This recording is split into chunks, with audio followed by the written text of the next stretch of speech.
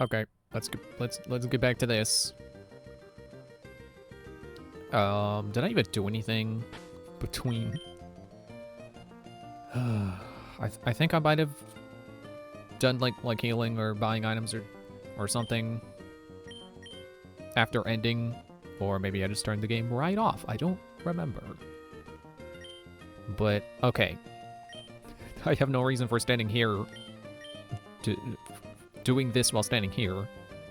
But so what I'm thinking, I already go with the. It's back again. So.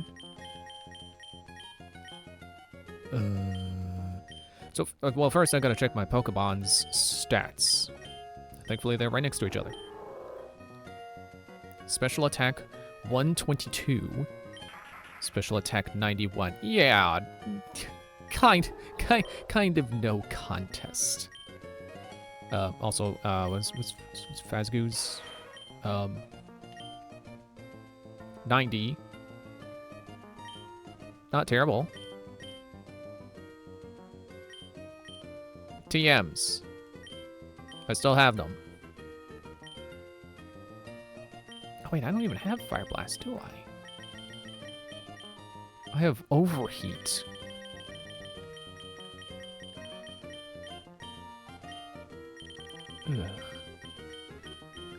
Ugh. But I do have Ice Beam. You know how I can make not Fazgoo, other Five Nights at Freddy's nickname, Moondrop. I can make Moondrop better with Ice Beam. Rocks may not hurt, but Ice Beam sure will. Because Rock is physical. And,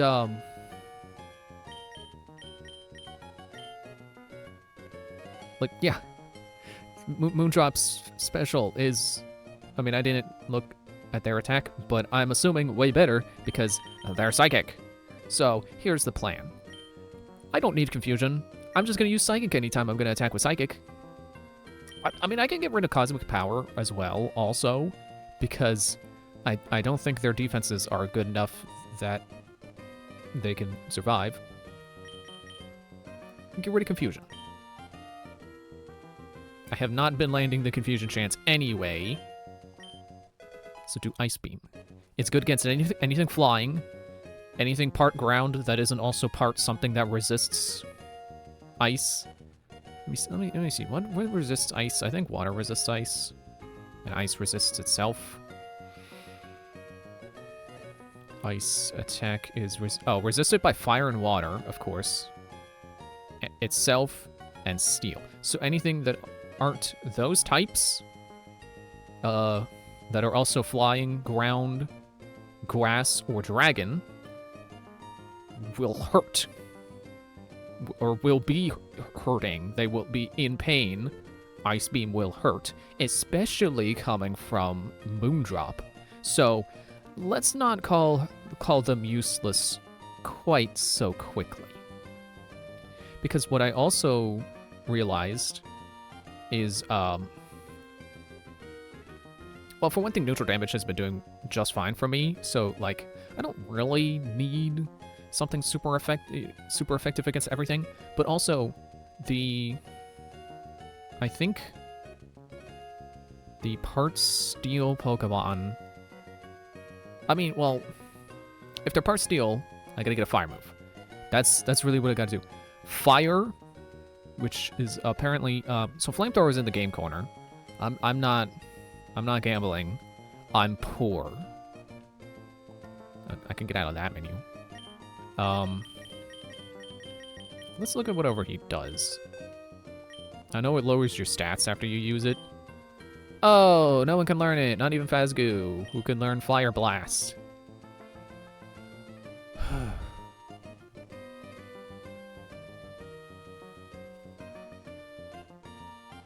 I mean, that would do me. I don't need fighting. I just need fire. If I can get fire, then I can use that against anything that's part steel, and obviously anything ice, except for the Celio. But wait, do I have Thunder? I have Thunderbolt.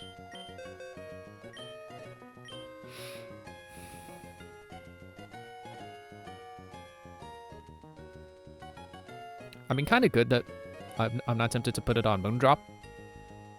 I mean, I was, because their special is good, and I could honestly get rid of Rock Throw. It's maybe not even a good move on Moondrop. Let me even see. 66. Yeah, that's why Rock Throw wasn't doing anything, since their physical attack it doesn't keep up. Excuse me. So how about instead of throwing rocks at birds, we shoot them with ice beams? That should go a lot smoother. Yeah, for ice specifically though, like pure ice, yeah, I would like fire. So I'm gonna get something that maybe Phasgu could learn, maybe Galeon could learn. And then, keep losing my train of thought. So apparently Steven's Pokemon aren't all steel. Some of them are, I'm gonna call them pseudo-steel, because they're rock instead, which is close enough to steel, but it's not steel. So for them, water. Because I don't think any of them, I mean, I think there was, no, I think one of them is either water, or rock grass, or rock water? No, rock bug. So yeah, just hit him with water.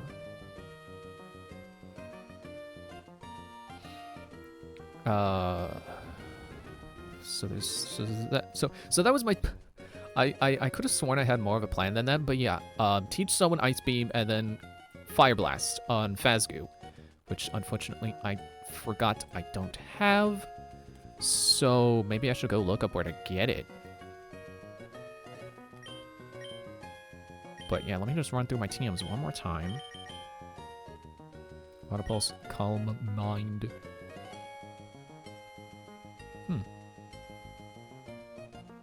Maybe Calm Mind would be better for Moondrop, I don't know. Roar, ha!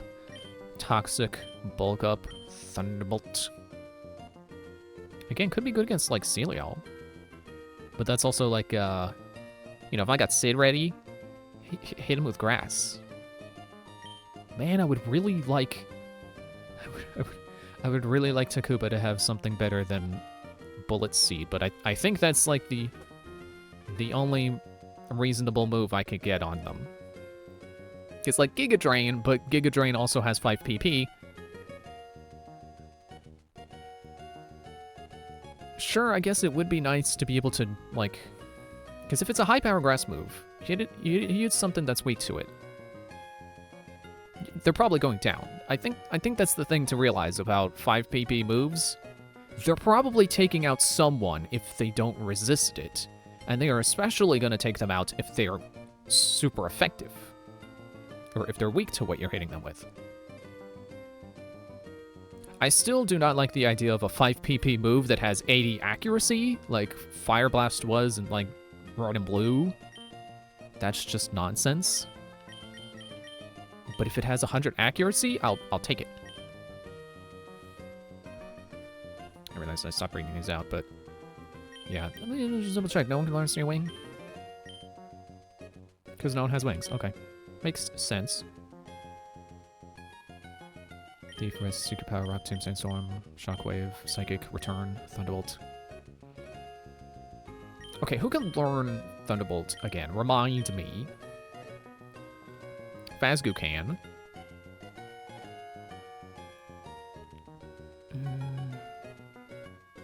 I mean, I don't really need both Minimize and Acid Armor. I think I could... I mean, well... Minimize did get Phasgu to survive longer with some, like, that one fly she dodged. That was pretty cool.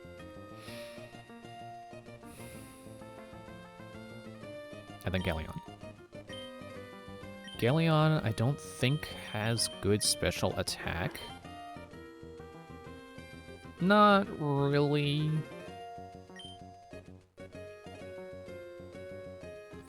Thunder would be nice, but I don't know that I really need it.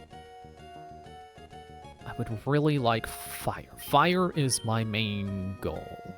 So let me take a second to find Fire Blast.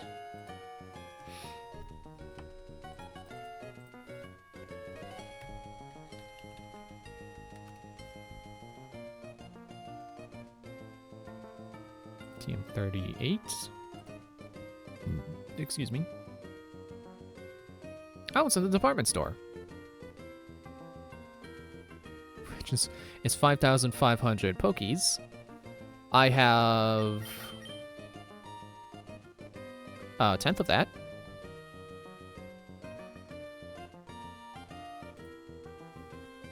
Put my keyboard away.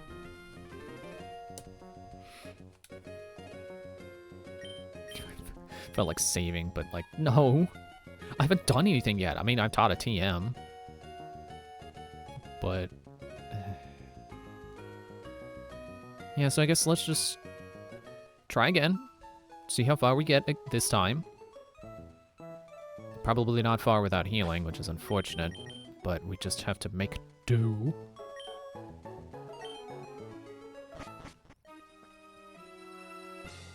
At least this time... oh, there I go again. At least this time... I can hit Sydney's grass Pokemon with Ice Beam and get Moondrop experience. Hopefully. It's your face again.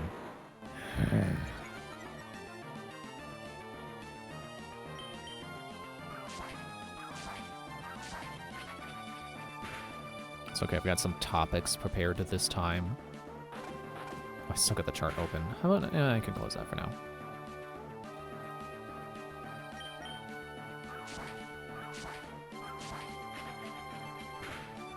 Guess I'll start with the small beans topic here first. Because it's still pretty early. I did not see the experience bar move. Absol. And this is where I changed to someone else. What was I don't even remember my strategy. Was it a mirror match with Absol? So smaller news, my other T13 figure is showing up tomorrow. How quickly the one showed up? Feels like the other one has been taking forever. But supposedly it's showing up tomorrow. Still to be determined whether or not I will be paying an import fee. But, yeah, whatever. I mean, if it's coming through the same shipping, then it shouldn't. But...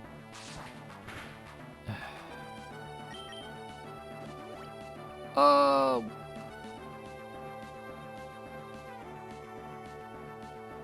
Because the one didn't. So why would the other one have an import fee? If it's the same shipping. But as long as it's not UPS, who charges a flat $30 no matter what, 3 times the amount I paid for what I'm getting.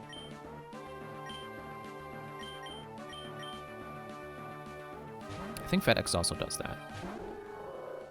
Which, like, I kind of get, I kind of understand a flat rate. But this is one situation in which a flat rate is stupid. I shouldn't have to pay 3 times the price of the thing I'm getting just for it to be delivered. Okay. Ooh! Sorry. It's probably loud. But I'm excited. I froze them. Oh, you're switching. Sent out. Oh, Sharpedo. Wouldn't it be funny if I froze Sharpedo too? Alright, oh, wait. Is Sharpedo part dark? Ow!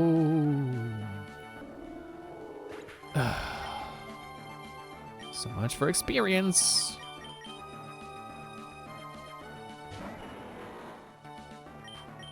But yeah, anyway, showing up tomorrow. Hopefully actually in the mail this time, because it'll be shipping on a Saturday rather than a Sunday like the other one. Hopefully, you know, I'll be able to be the one to answer the door. Oh wait, shoot, what'd that say? Cacturn? Oh, this is where I pull out Moondrop. If they weren't fainted.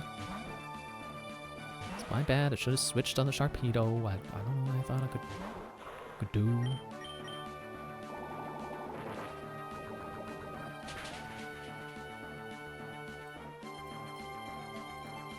just marking that topic off. And by marking it, I mean deleting it. Boop. I just should send shift tree back out. Fazgu will be the one to finish the fight. See, why didn't you do that before? What was this shifting nonsense? Oh, he's frozen, I gotta change.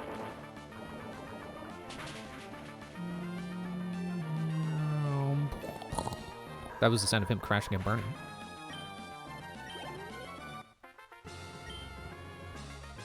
Well, how do you like that? I'd like it a little bit.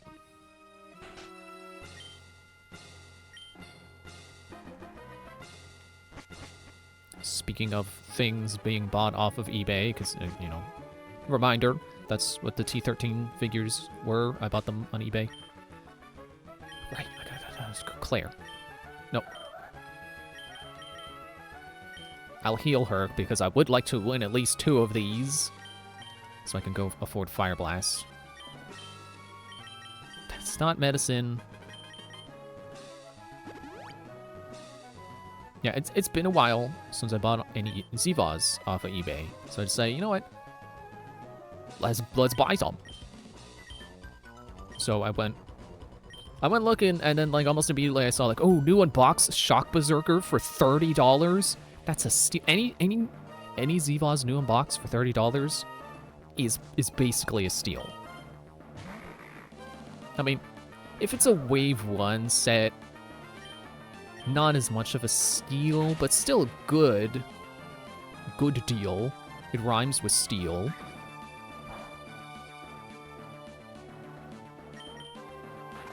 Okay, I wasn't sure if you want to use a potion. Yeah, kind of excited about that. I mean, shipping bumped me up to $50, but it is still reasonable for a new unbox figure. And this is one that I keep getting in like spare parts collections as just spare parts.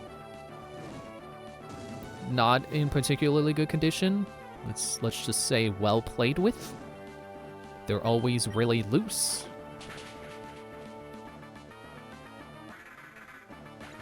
And not always all the parts. I think I'm close to having a complete one just based off of spare parts. But excuse me, I should get that away.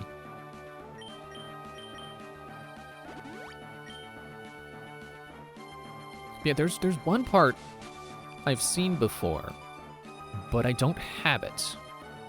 So I'm curious if Shock Berserker even comes with it.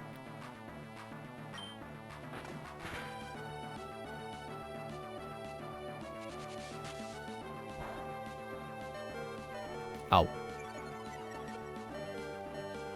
I don't even really know how to describe this part. It's basically just a part that lets you make like an electric disc. And I don't know if I've ever seen it as like an official, like in any official pictures. Do I want to go for another heal? Like, I'm trying to save it for a TM here.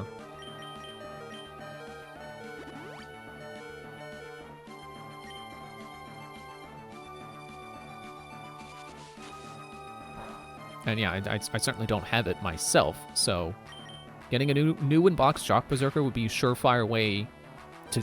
Oh, critical hit! Oh, good job, Claire! The cusp of a level up. Again, a new in-box.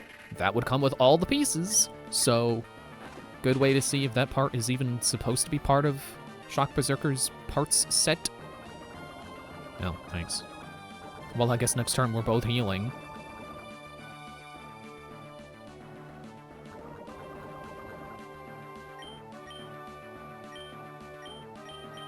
And, you know, it also will come with the manual. So that'll be nice. Yeah, full restore. Guess what? I'm just gonna bite you again. Maybe this time it'll be critical. Ha ha ha! Called it! Ding.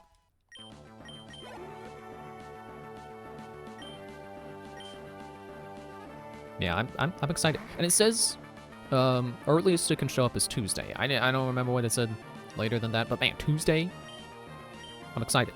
I'm excited for Tuesday, for that to potentially show up. It's in Wisconsin, so and you know, also Sunday's coming up, and that's, you know, I don't know if mail like moves at all on Sunday, or if it's just not delivered on Sunday.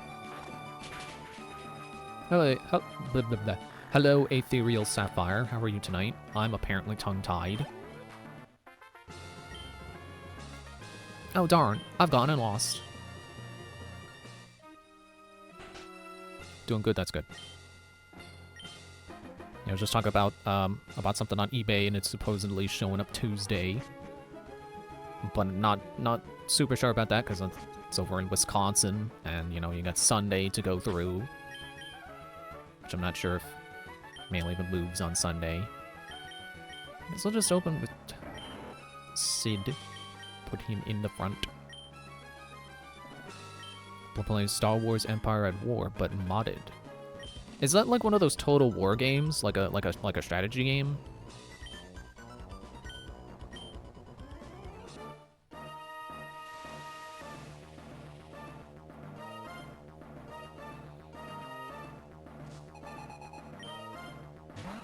Galele.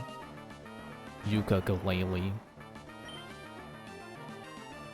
Oh yeah, Earthquake. That's another thing I have. For fighting steel types. I have Earthquake. I keep forgetting. It is an RTS? Okay. Close enough. I don't really know what Total War games are. Or like, I just know they exist. And I think one of them has a Zelda mod. Ah, I should have seen that coming. Darn you!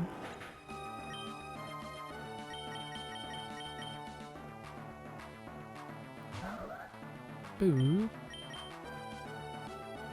Dog.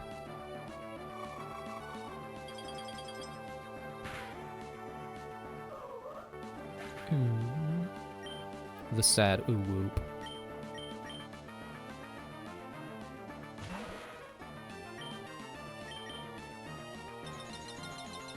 Yeah, go ahead, make it hail. See if I care.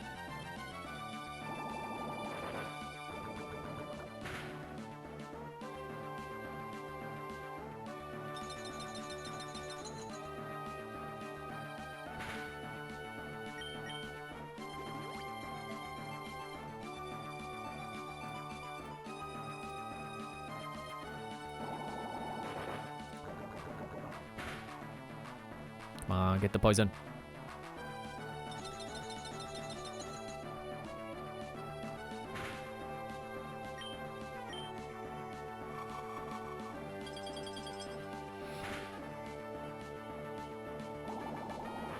Yeah, I think Phasgu just has a good balance of high HP and high defenses that makes them so tanky.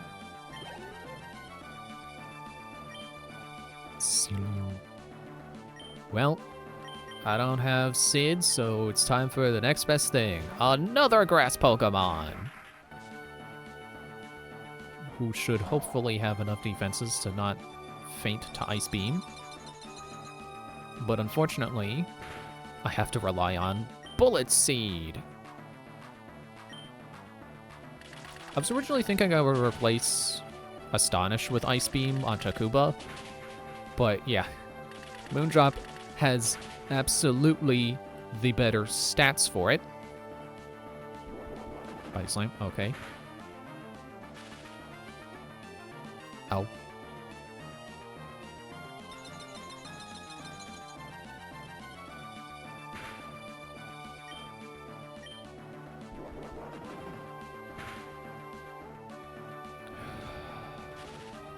This is absolutely one of those Pokemon where I'm gonna get them into red and then they're gonna potion. And it's gonna be frustrating.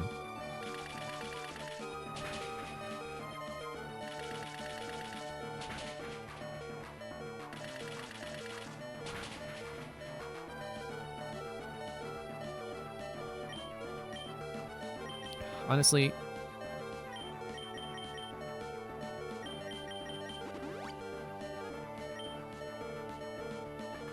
Sid gets one-shotted by something, I'm gonna be mad. If he doesn't outspeed the Celio.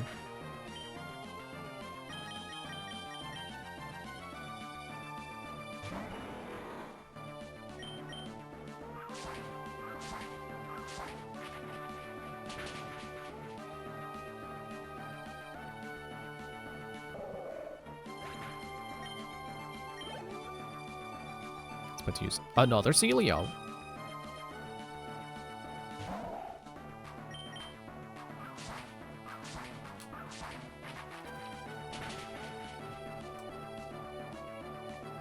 Uh-oh.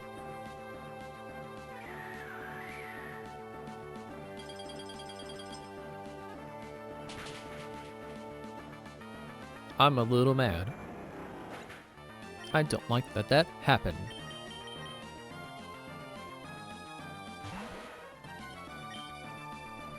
Maybe I do need an electric move.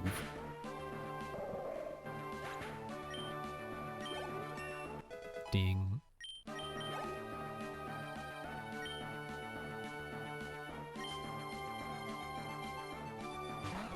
Another Glalie.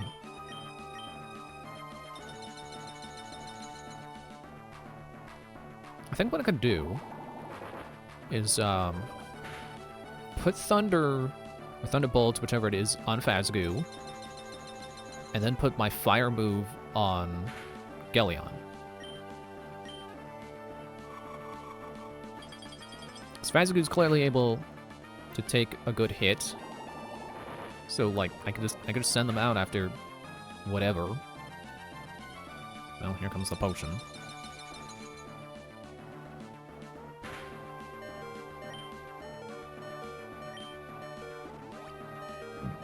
Excuse me. Burping again. Stop it. You ate 2 hours ago. Stop burping.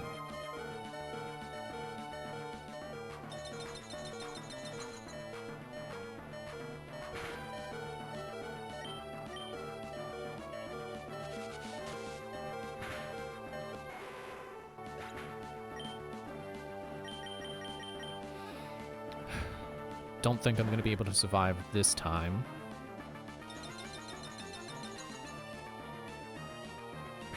I don't think I'll have enough left to buy the TM.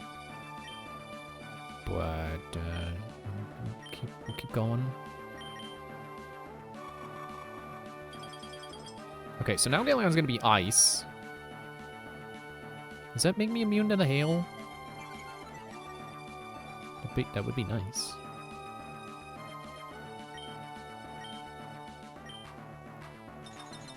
Yeah, go ahead, waste your turn. I'm part ice. I resist the hail. Until you hit me with something else.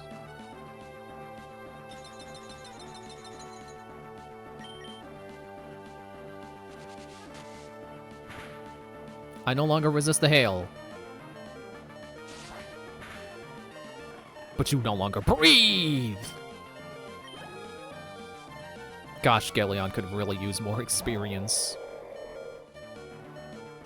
Here will be another time to do the Thunderbolt, which I don't have. So just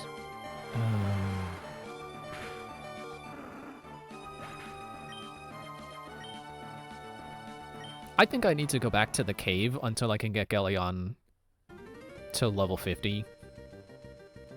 How much money do I have though?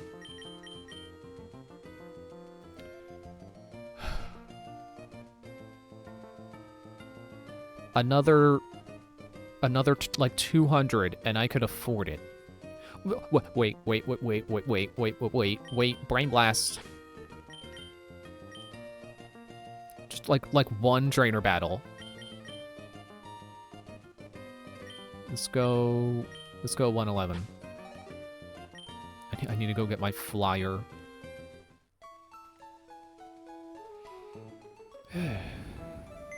So 111. I'm just trying to make sure I remember that. 111. 111.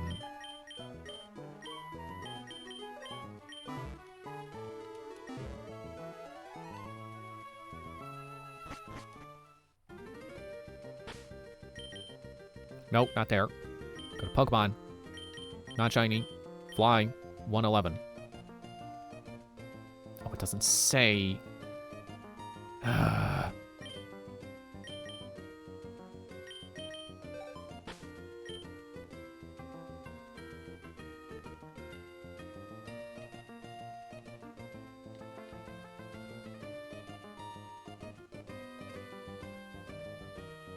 Okay, 111. That's here.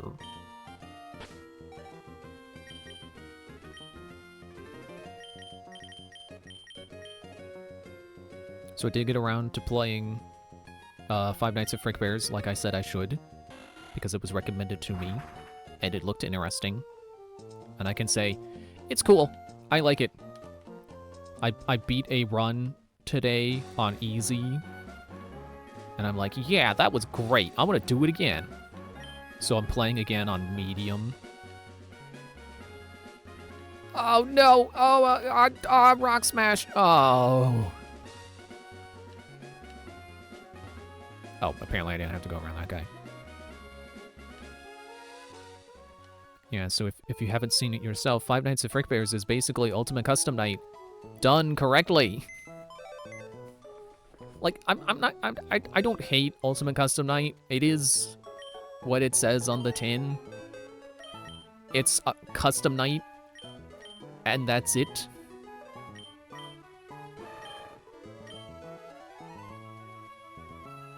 Yeah, I can teach you Rock Smash, it doesn't matter. Yeah, I don't think I'm grinding Mercy up 20 levels. That sounds like more effort than just trying to win with my current team. I'll put Galleon in the front for whoever we end up fighting with them. I don't like that it does that. Yeah, Five Nights at Frick Bears is basically just like regular Five Nights at Freddy's. You do 5 nights, and then after night 5, you win! And then it also has a custom night mode. Let's see. Rock Smash, that's what I mean. Which I think is just the better way to do what Ultimate Custom Night was doing. I think that's the thing that really makes it hard to want to play Ultimate Custom Night, other than to try to beat the hardest mode. No, not strength. Rock Smash. Like, Frick Bears is just more compelling because you can beat it.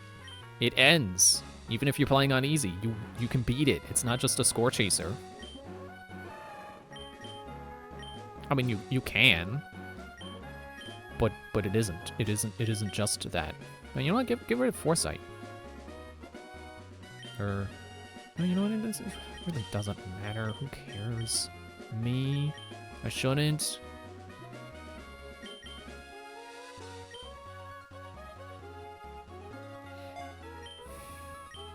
And then the twist to Frick Bears that makes it unique is that every night, or, you know, after every night, you have to add animatronics. And you're given a set of them. Who am I looking for again? I think it was a cool trainer. Also, you're here. So,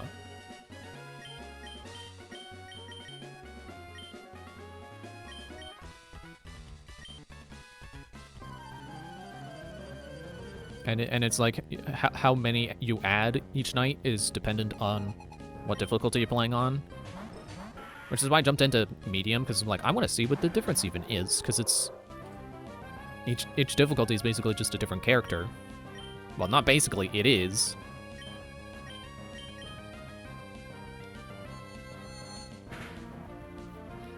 So like easy, you play as Jeremy, and then medium is Michael, and then Vanessa is hard. So, like, apparently the difference is Jeremy only adds 1 animatronic a night, and Michael adds 2. I have to assume Vanessa adds 3. Or possibly adds every animatronic possible. Who knows? People who have played it, that's who. Why do I keep asking that?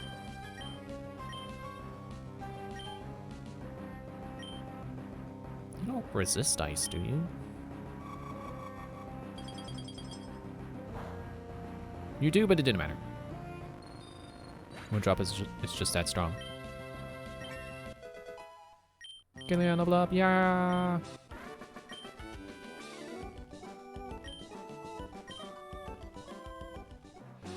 And then like each different... She is! Do you remember? That's the quote you gave. Anyway, what do you think? You want to be interviewed again? Yes.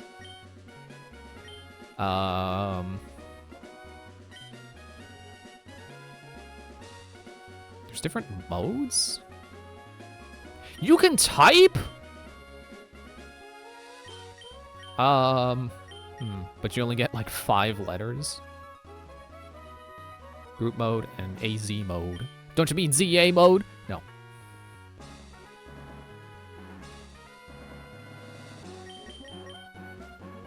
Oh, never mind. It's not typing. You just sort by letter.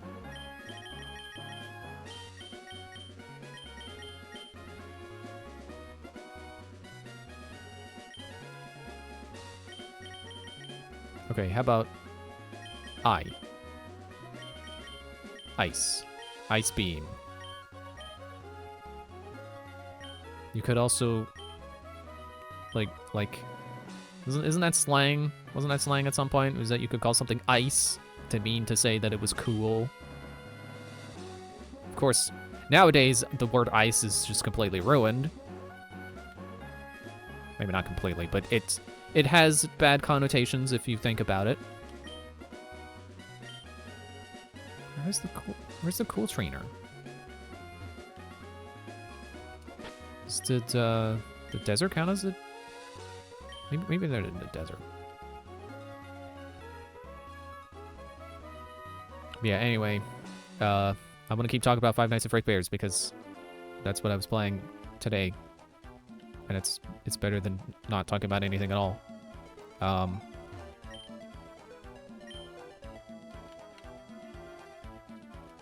I think cool trainers have a excuse me, different sprite. And then like every night you go to a different Five Nights at Freddy's location, or Freddy Fazbear's Pizza location technically, but you know, it's basically you go to each game and you add one animatronic from it. Oh, I can't get up that because I don't have the... Right, there's more route. Nope, this is 112, never mind.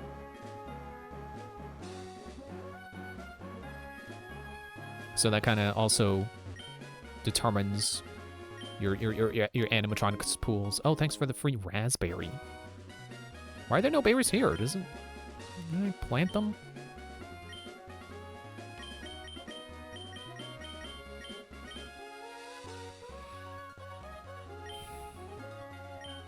I should probably stop and blow my nose because I can't really breathe.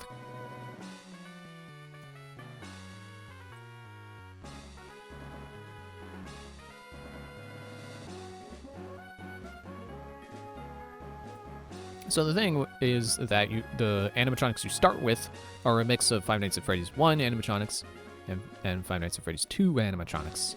It's like the original cast, but then you also have the puppet and Balloon Boy. Oh, I found her! I found her! Yeah, there she is. Like, okay, as much as I complain about the male cool trainers not looking the same in their overworld sprites, female cool trainers look nothing like their field sprite. That field sprite is like the lady you would fight in like Gold and Silver who's like, I got a Gramble, isn't it cute? That is not an Ace Trainer field sprite.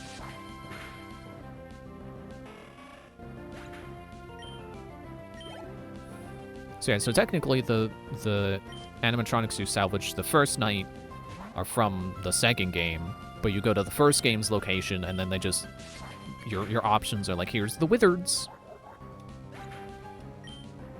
And the first one I chose ended up being Withered Bonnie, which is funny because he was the only animatronic I died to on my first playthrough. I had 2 deaths the whole game, or the whole playthrough. One of them was to Withered Bonnie, because I didn't put the mask on fast enough. I forgot that was a thing.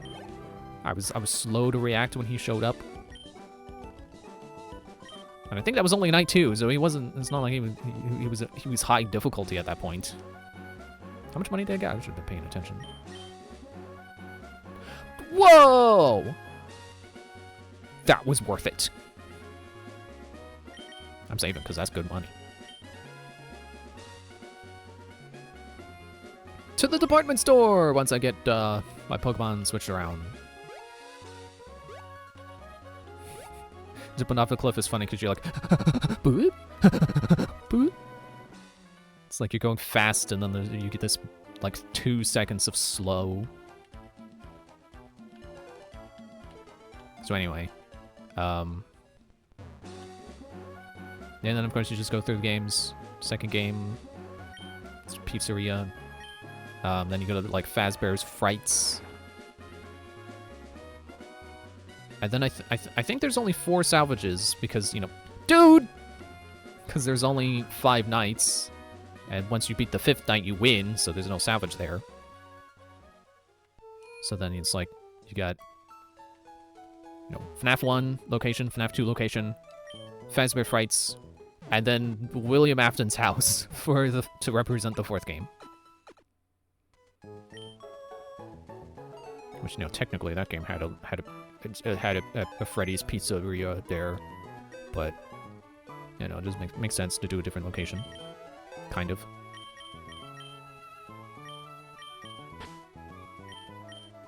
Okay, let me fly to the department store. Away! Eventually!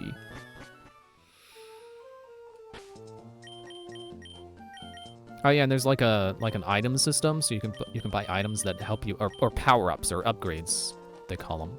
They're officially called upgrades. So it is kind of like a roguelike. But there's no pizzeria management system like I thought. So it's not like a combination of Pizzeria Simulator and Ultimate Custom Night. It's basically just Ultimate Custom Night, but it plays like an actual Five Nights at Freddy's game. What floor am I looking for? Top floor, I think. I will be back to this counter though. I need those potions. Those potions in particular. Nowhere else's will do.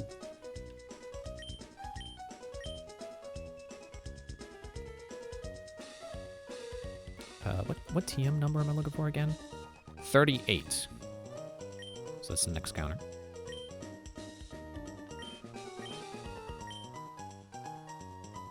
A powerful fire attack that may burn the foe. And it's still got 4,000 left. Nice. Cool trainers pay out, don't they? I gotta go track down more of them. Is this the right floor? Here we go. I will buy a revive to make up for the one I used. And then as many super potions as I can afford. Oh, just 3? Okay, well. Alright. It's fine. Excuse me.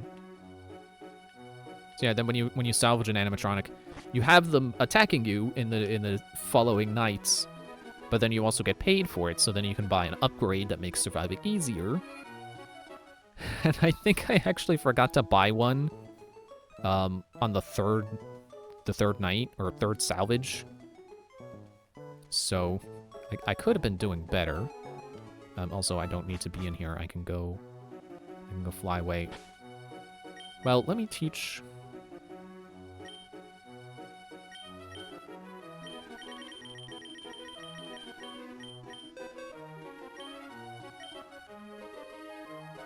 Oh, there she is. It's because she can't learn it.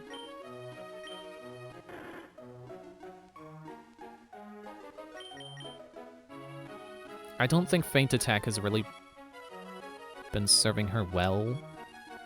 Well, that and Facade. I don't know.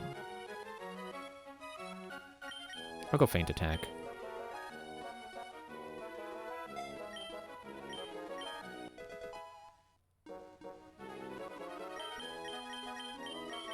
And then Fazgoo can get Thunderbolts.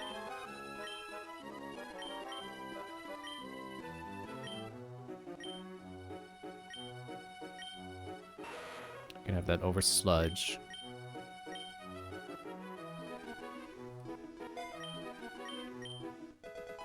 Thunderbolt.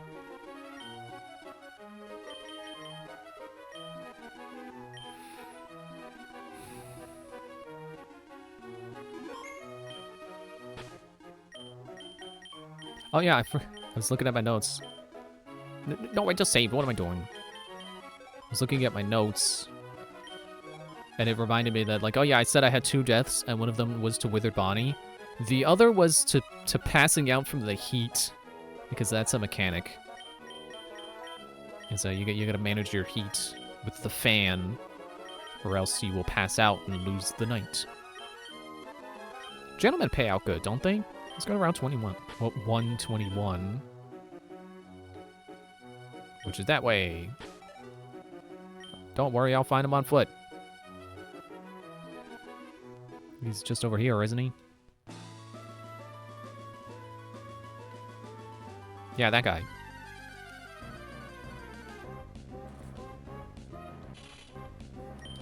I would say technically my death was the power running out, but the heat maxed out and I couldn't turn on a fan, so technically heat death or heat faint.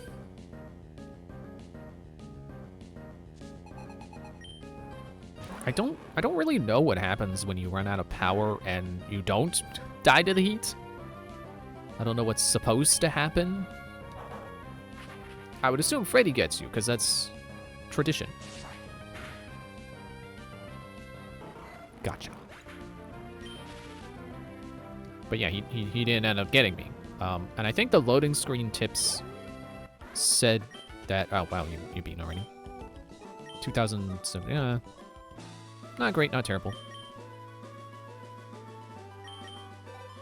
I think the loading screen tips said that when you run out of power, the animatronics just keep moving. So I assume that means like if you run out of power, you can be killed by anyone. It's not a guaranteed any one particular character. You just lose the ability to defend yourself. So whoever's closest to getting you is the one who will get you.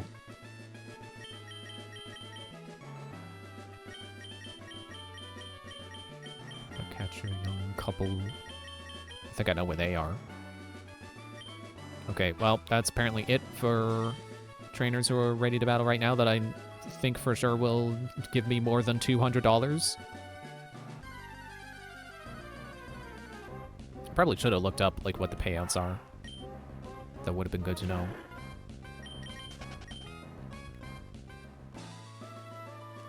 Like, what even is... Excuse me. What even is Trainer's Eyes sorting? Because, like, it's not sorted by route, because it's all over the place. It's not sorted by, you know, alphabetical name. Is it sorted by payout?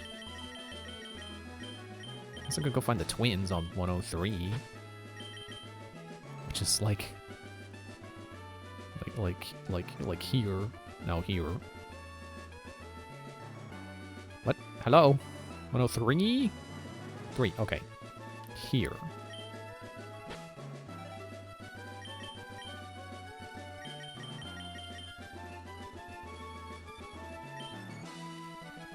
Yeah, you know what? That town would have been faster. Too late, I'm going this way.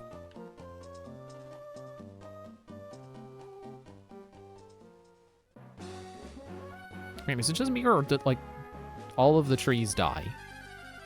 Or all the berry bushes, they all died? That means that one rare berry I planted is like, oh, I'm gonna grow more instead of using it right away. It's probably gone and dead and gone.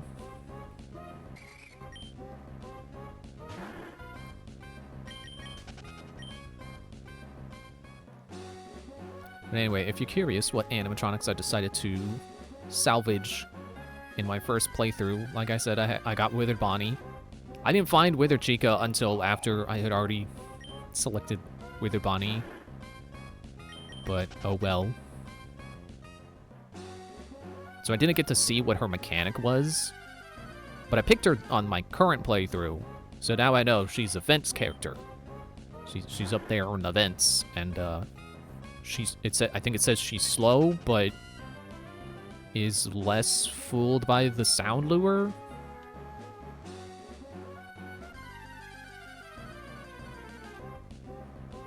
And then, let's see, so it would be... Second, okay, so then I picked the Bangle, who is... If you see them in the cameras, you gotta change. You gotta get off the camera. And they'll be on a random camera every time you flip it up. Okay, and now we can officially go this way. We're at 103. Oh, look, there they are. We battled together as one team. So then the next night I chose Mr. Hippo. He's also event character. And I like how they did his thing.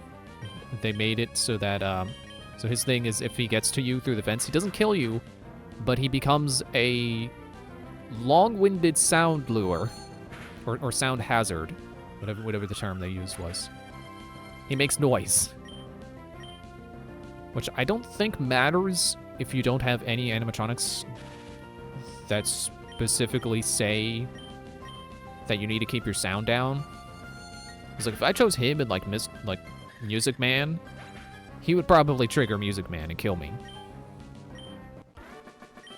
But it's funny that they made his thing of long-winded speeches. Like that's the thing. He gets into your room and just starts talking about nothing. And that's the hazard. Okay, yeah, so it's not sorted by payout. I don't think they paid out that much. So I'll just go back to the department store. Buy as many super potions as I can afford. And then we're going back.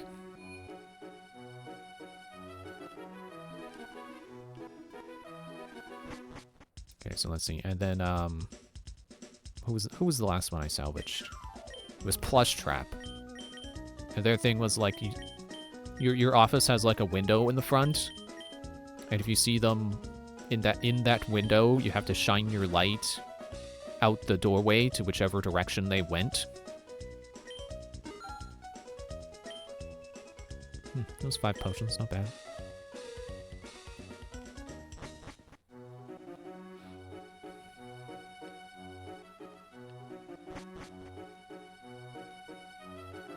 Man, thank you, Automod. That blocked message is very bright and eye-catching. Thank you for... I mean, it's the name of the user that got blocked is the bright part, I think. Because their name is very bright red. But still, like, yeah. Like, did you have to show me the message? I don't need to see it right now. Granted, I would like to see it when it's someone who shouldn't be blocked, but yes, that person should be blocked, so I don't need to see their message. Wait, I was about to change my Pokemon around. Gotta fly first.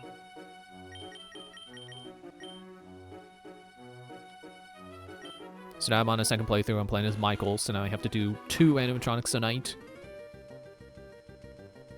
Who did I do? I don't remember who I picked. This is the wrong Pokemon Center. I mean, I plan on going in the cave anyway, but I would like to be in the other end of the cave. I feel like that Pokemon Center is maybe not closer, but I feel safer. Go change your Pokemon.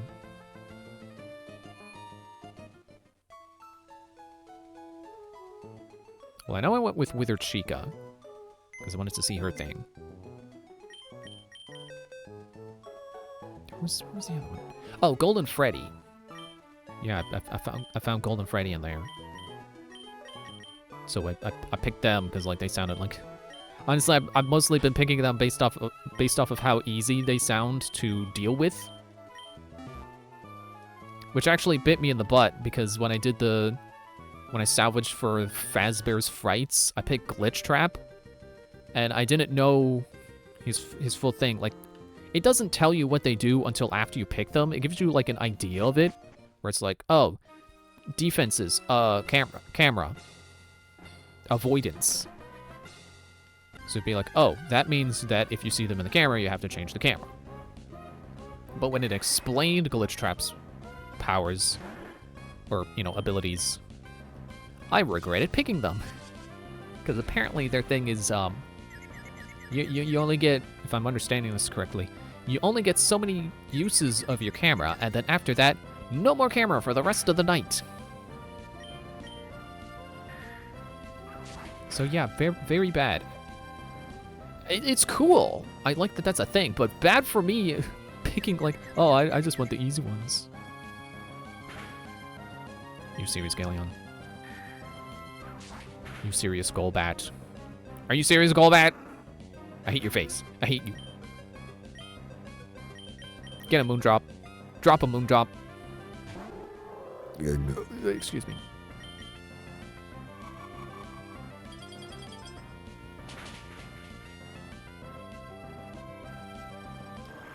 Okay, so who did... I'm trying to remember. I picked Shadow Bonnie in the FNAF 2 salvage. Who was the other one?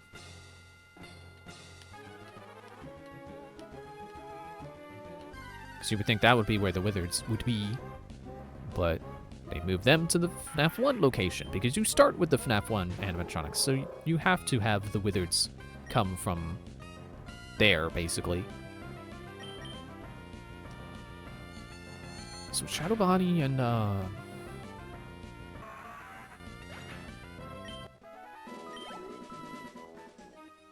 JJ. Which I like they included JJ, and how they included JJ, because in FNAF 2 they are an Easter egg character.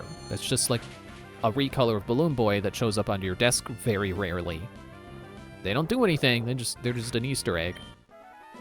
I like that this game includes them, and her thing is she's playing hide and seek with Balloon Boy. That's why she was under your desk in FNAF 2. Like, that's good. I like that.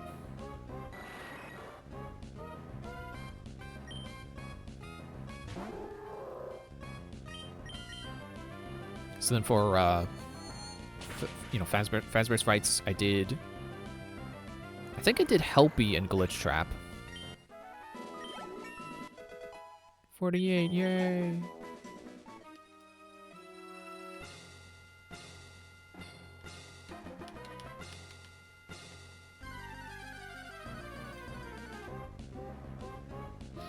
Oh, I forgot I was explaining what they do, and then I'm just like, oh, here's who I got. Forgot to actually explain. Golden Freddy. I think actually, I want to say it works like they do in Ultimate Custom Night, where they'll show up in your office and you gotta put... No, I think in Ultimate Custom Night you have to use the flashlight, but in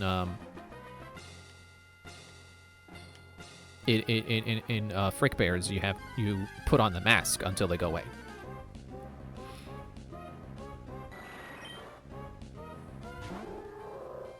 And then Shadow Bonnie, you gotta shine the flashlight on them.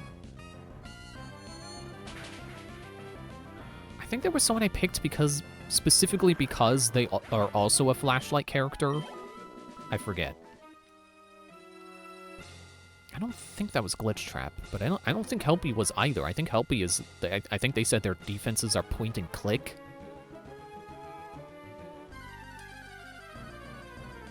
And then JJ's just another vent character, so... I've got like 3 dudes in my vent.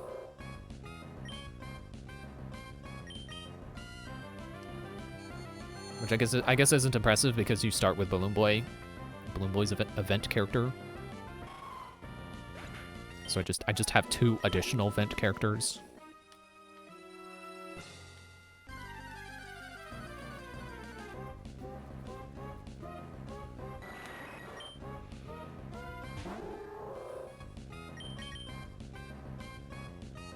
I like that I can use Psychic or Ice Beam on you. Psychic preferable, because same type attack bonus. Alright, who else did I forget to explain? So Shadow Bonnie, you gotta shine the flashlight on them to make them go away. And apparently they show up more if your heat is higher. Which I think does actually kind of go with I keep thinking that's Roar. And I think it does go well with Golden Freddy. Because while you have the mask on, you could also be shining the flashlight to get rid of Shadow Bonnie. And have the fan on to lower the heat.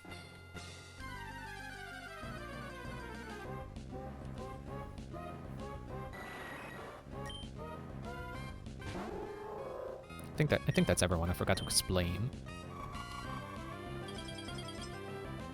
So far, I have died twice to Foxy. So I think upped character difficulty isn't just you do more characters. I think it also means that the AI starts higher from the first night onward. Because I had not gotten... You know, I had not seen Foxy leave... excuse me, in my first playthrough. He got close, but he never left. Also, the thing that keeps killing me about him is that he doesn't run down the hallway like in the first game. I think it is just you have to... What is it? Severe damage, but makes the user faint.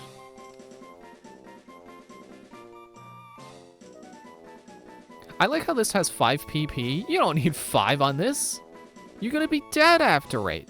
1 PP, 1 use, that's all you get. No, I don't want it. It'd be funny, but no, I don't want it. Keep doing that. Yeah, as far as I know, Foxy doesn't have a running animation. You just have to listen for the sound cue, and then if he's like you get like 1 second to close the door. By the time I realize that's his footsteps, I'm dead. So he's the one I really need to practice.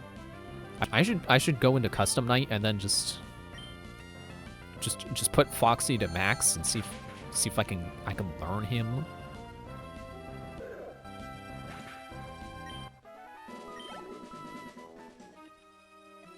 I like how the first night kind of does what I think it was the first night in Five Nights at Freddy's 2 does with the puppet, where the timer doesn't start winding down immediately. It doesn't start winding down until just the right point, so that it can be almost running out by the time Phone Guy mentions, oh yeah, by the way, crank the music box. Except in Frick Bears, you don't crank it. You just hit reset and you're done. Which is much better. It dominates the gameplay much less that way. It's much better balanced.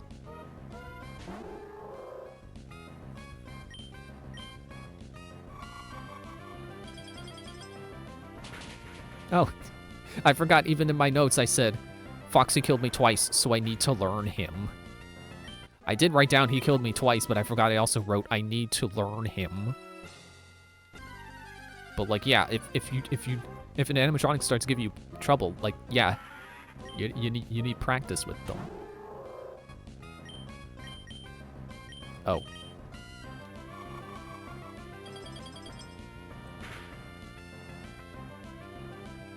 Yeah, so I think that's everything I had in my notes. Delete that file. That's it for that sheet.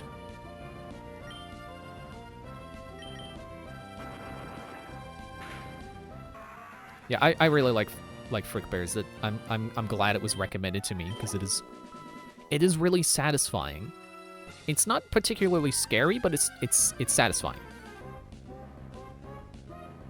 Oh yeah, also the thing to know about the 2 Foxy deaths I've had, both of them were at like 5:30. Which, if you don't know FNAF gameplay, that means I almost won. I was 30 seconds away from winning.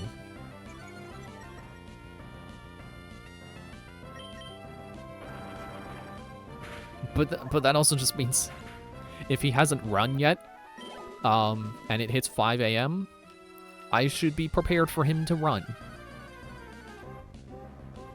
Like, there's got to be something I'm missing, because it shouldn't just be a reaction test. It shouldn't just be you have to make sure the door is closed that moment he's running. Like, that exact second. Okay, bye! I'm gonna go heal. Get more psychic back. Yeah, Frick Bears is really satisfying to play. Like, it's intuitive. I think that's the big difference between it and Ultimate Custom Night. Aside from what I was saying about how, like, well, it's got 5 nights.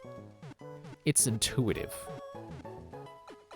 And it gives you time to learn everything. It doesn't, like, give you all the characters at once and be like, okay, well, you could, build your own custom night or just hit one of these presets. And then the presets have, like, 20 characters selected.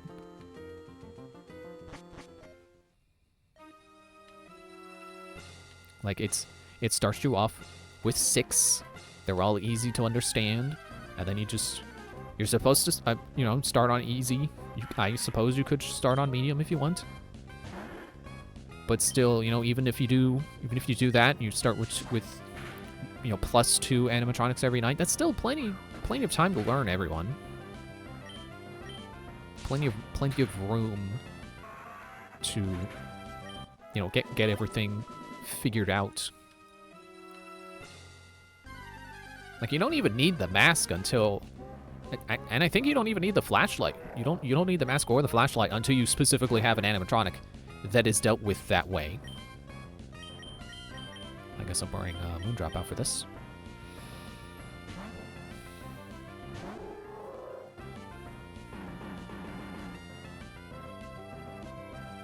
And I think that's the thing too, is like there's just much less to, like, there's a lot of characters still, so you still got to learn all the characters, but there's less of the core mechanics you got to figure out. It's like you got the 2 doors, you got the mask, the flashlight, the fan, and the cameras. How about Fire Blast? Never mind.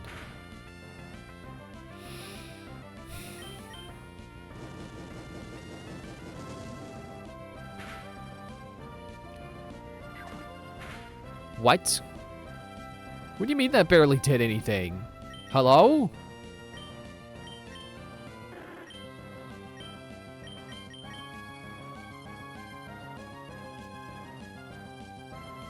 Okay, I'll just hope that it does better when the Pokemon is weak to it. I didn't think her special attack was that low. You know what, let's switch Takuba in. Let's get him some experience too.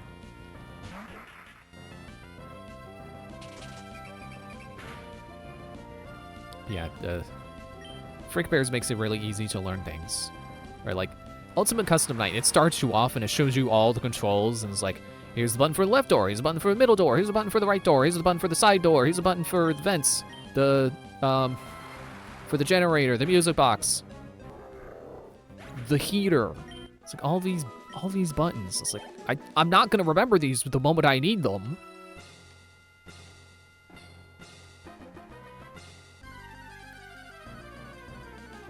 I guess maybe you're supposed to learn them one at a time, but like I was saying last time, like it's hard to learn the characters, even if you do them one at a time.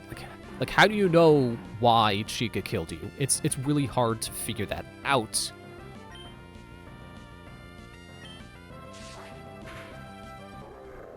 But Frick Bears is like, it's readable. And it's got sound cues down, so like you can hear them approach into your doors. You don't even need to be looking, and you can close the doors while the camera is up, which is satisfying, because it's like, oh, I know Chica's coming from Chica's coming down the hallway. She only comes from the right, so if I start hearing more footsteps, that's my cue to close the door. I can do that while I'm trying to make my way into the camera to reset the puppet's music box. Oh, what was that? That's Freddy's laugh? Well, I know he's coming from the left, so I'll close the left door instead of the right door. Okay, Galeon needs to switch.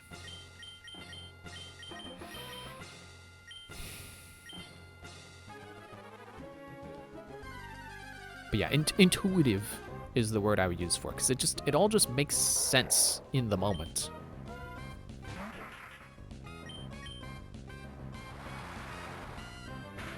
And you can remap the hotkeys. I don't know if Ultimate Custom might let you do that, but But I did that because it's like ASD for like left door, camera's right door, but then flashlight and mask are like X and C? Or no, fan was X. I think mask was W. Stop doing that. But then flashlight were like the lower down keys, which is like, for me, that just doesn't work. Like, I did get used to fan, so after I switched it, I was faking myself out. Yeah, exactly. Because I had gotten used to where fan was, so I kept pressing X instead of, I changed it to E.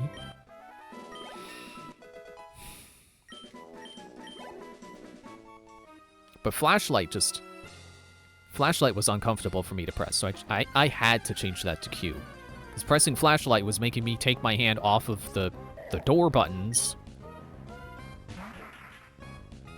So switching it to Q and E lets me keep my hands on the... Not fake out. Keep my hands on the door buttons, and then I can reach up quickly to press Q or E, and then bring my fingers back down and stay on the door buttons.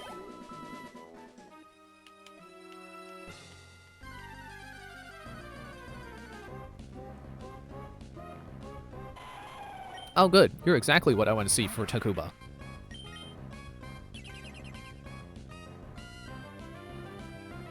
Let's just pretend that didn't happen. Oh, good. You're exactly what I want to see for Takuba.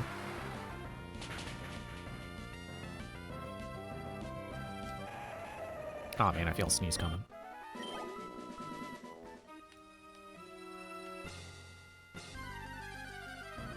But yeah, I really like Freak Bears 3. Definitely gonna keep playing more of it. I don't know if I'll keep like trying to go up in the difficulties. I really don't care about challenge. You know, hence me never beating Ultimate Custom Night.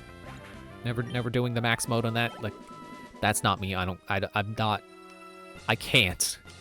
It's too much. My brain can't handle that much. I get overstimulated. And I panic, and I forget the buttons, the keys I'm supposed to be pressing to do the things. I can't.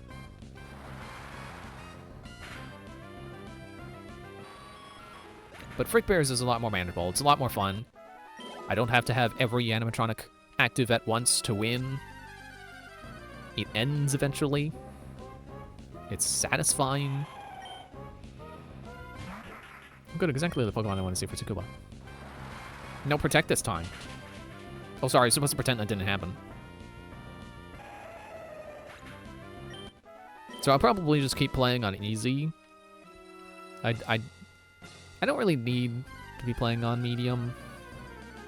2 animatronics a night is manageable, but still definitely going to be a challenge.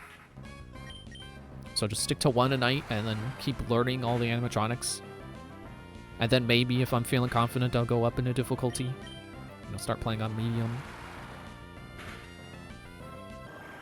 But you know, once I've seen everyone, I don't think there's really much of a goal there anymore, other than just trying to beat all the difficulties. I don't think I might try hard once I get, like, if I get, like, really used to everything. But hard is hard. Especially if it includes, you know, like I was saying, maybe Michael starts with higher difficulty animatronics than Jeremy does. Which is why I kept dying to Foxy, even though he's not new. So maybe Vanessa would be, like, way more difficult for me. But we'll cross that bridge when we come to it, I guess.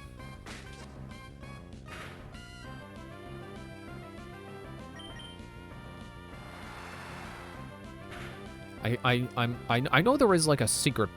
I think that like a secret. Whirlwind. There's like a secret boss or something. Because I know Polter uploaded a video where he was attempting that or possibly beat it. I didn't watch. Oh. Yeah, I didn't watch it. Now that I know what the game is, yeah, I'm gonna watch it later.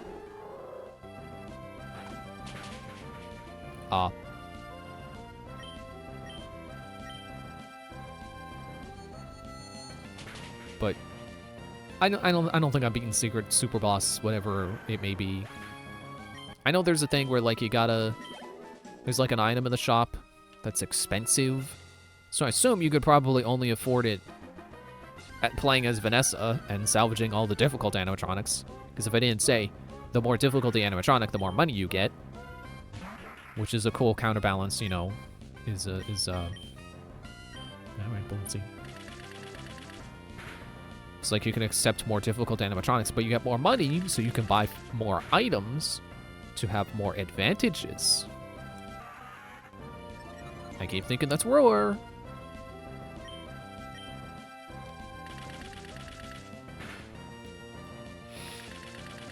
But yeah, I don't hate Ultimate Custom Night, but I really feel like Frick Bears is what Ultimate Custom Night should have been.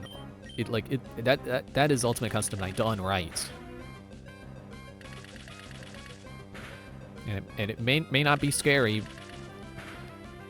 Not that Five Nights at Freddy's is scary to everyone, but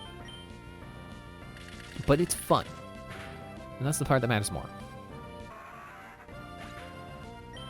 I was gonna say, that's what I would argue about Security Breach as well. Debatable. I don't know that everyone who plays it thinks it's fun.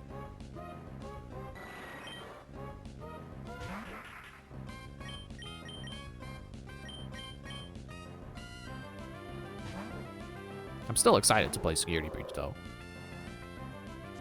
Like, yeah, I know it has its problems, but I like the atmosphere. I'm not even like an 80s person. I don't care about 80s aesthetics, but the Mega Pizzaplex does look like a cool place to explore.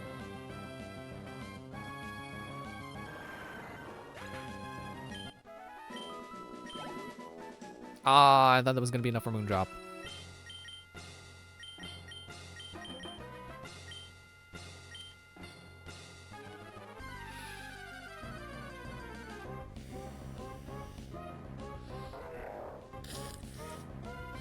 Sorry, I didn't mute myself blowing my nose this time. Really gotta get this nose under control.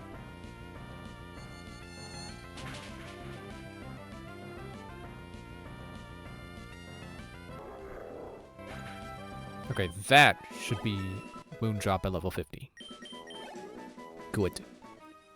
Alright, so they're good to go. Again, I keep wanting to call them she. They were they. I think I will try to get Takuba and Galleon also up to level 50, especially Galleon. Galleon's got my fire. I need her for the ice. If she can't do that, then, I mean, well, we've seen how Fire Blast does against Hariyama, a lower level Pokemon, but also not weak to it, so I really don't know what to think. I think I better make backup plans, that's what I think. Did I end up buying potions with my current money? Yes. I hate that I can't walk in the middle of this Pokeball. I'm glad it's centered with the door, but I would like to walk down the center.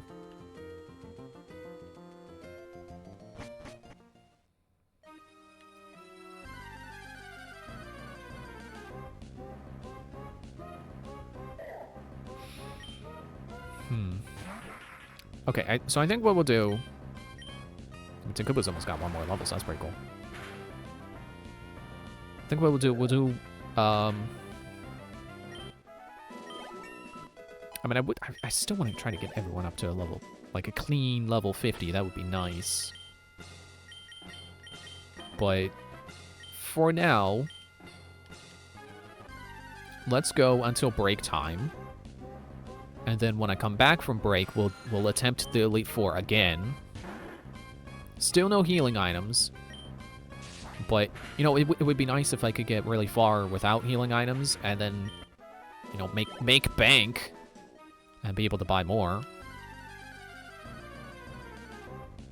I really just want to build my Hyper Potion stock back up. It would be really nice to have padded out.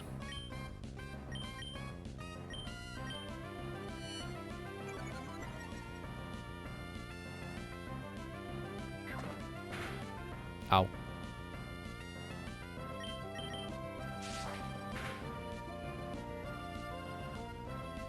Nice. Oh, it was critical. Well, still nice.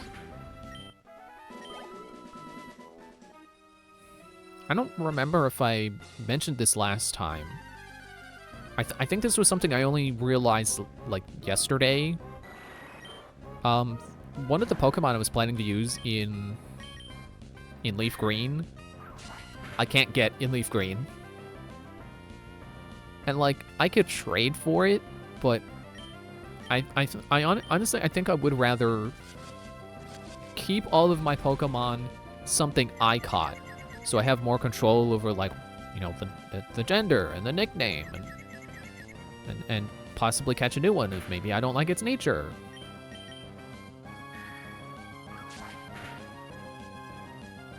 You know, especially if Leaf Green will actually tell me when the nature changes. That would be cool. That would be cool with me.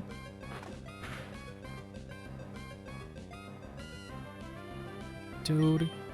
Why are Golbats so good at their freaking secondary effects? Stop!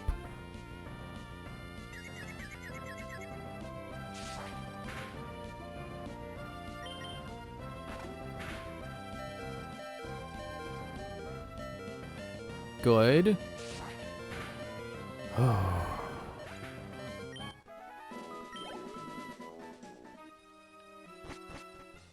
going to heal again. Yeah, one of the Pokemon I was going to use, it was going to be my water Pokemon. I'll just say, it was going to be Cloyster. But I can't get Cloyster in Leaf Green without trading. So, like, you know what? I'll just look at water Pokemon, see what other water Pokemon I could use in its place. And turns out, there's a better Pokemon for me. For what my other Pokemon will be. Changing my water Pokemon actually makes my team a little stronger. It handles one of my weaknesses better. So kind of blessing in disguise. I mean, I was looking forward to using Cloyster. But, A, this gives me less, you know, less competition for who will possibly get Ice Beam. And, 2, I could use one in a different game. Probably. I'm sure I'll see them again.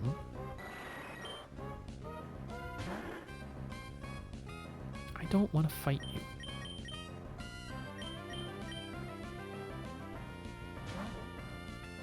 At least, not with a Pokemon who can't one-shot you.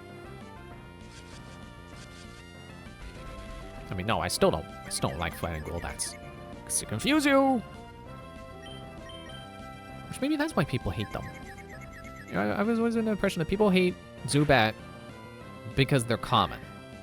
No, I think people hate them because they confuse you in every fight, and that's not fun.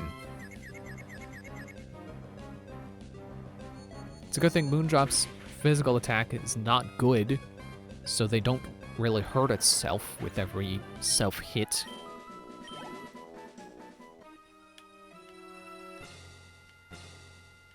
There's a cat in the hallway. Cat! What are you meowing about, cat? Cat! Cat!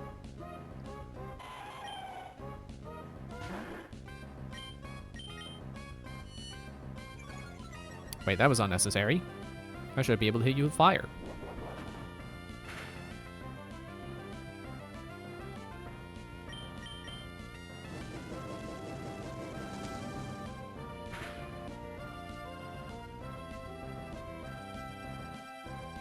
Fire Blast is certainly disappointing, but it's better than nothing.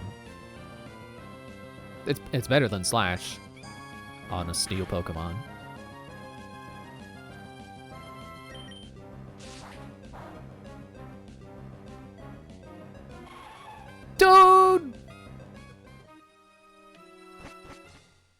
Thanks for wasting my time.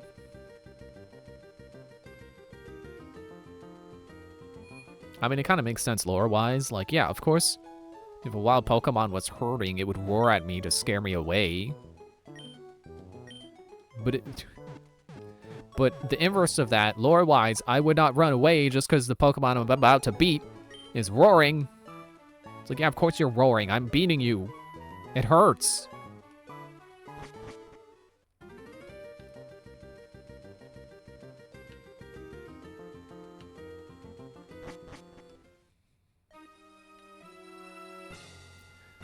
Yeah, after I got that situation figured out with my water Pokemon, I've basically locked in my next, or I was gonna say next Pokemon.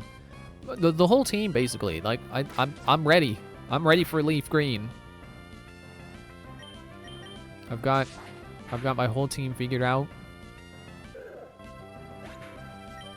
Don't know how balanced they'll be, but it's Kanto. I don't think I really have to worry that much about balance. Probably. Also, because I changed my water Pokemon, the nickname I came up with for them is I'm gonna, like, they reminded me of another character from Gigantic, and just coincidentally, in blue and yellow, I had Pokemon named after characters from Gigantic. So apparently the tradition is gonna be every time we go to Kanto, I'm gonna name a Pokemon after a character from Gigantic. Certainly gonna influence who I end up picking the next time we go back, but.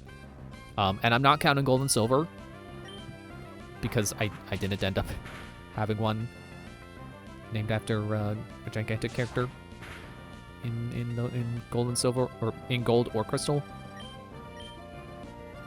So let's just say only when it's a Kanto remake, not specifically just going back to Kanto. I guess that would be generally, not specifically. You know what I meant.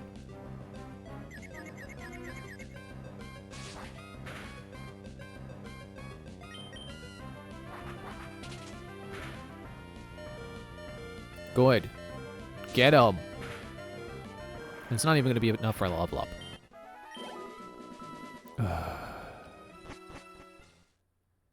Well, it's break time, so I'm going to go back and heal. I mean, I could be doing that off screen, but I think there was something else I wanted to say about my team. Yeah, I figured out every Pokemon. Like, I had a couple of slots open, and then I changed the water Pokemon. And then there was one I was like, I don't know if I'm going to catch it. And then I decided, yeah, actually, it shouldn't be a problem. And I came up with 2 different nicknames for them, because they're going to be a rarer, harder to catch Pokemon. So instead of screwing around with like, oh, I want to specifically catch a male one because the nickname is... No, I got 2 nicknames prepared just in case. So one for male, one for female. So whichever I catch, that's the one. I'm not changing. I'm not gonna struggle trying to find another one. And then yeah, and then that 6th slot that I wasn't sure who would go there. Figured it out. I don't want to call them filler, but I was just like, yeah, they'll do. Not particularly covering any strengths or weaknesses, but they'll do. I don't know that the 6th Pokemon in your party is particularly important, because, like, if the other 5 are carrying their weight, the 6th one might not even need to do anything. So, yeah, break time. See you in a bit.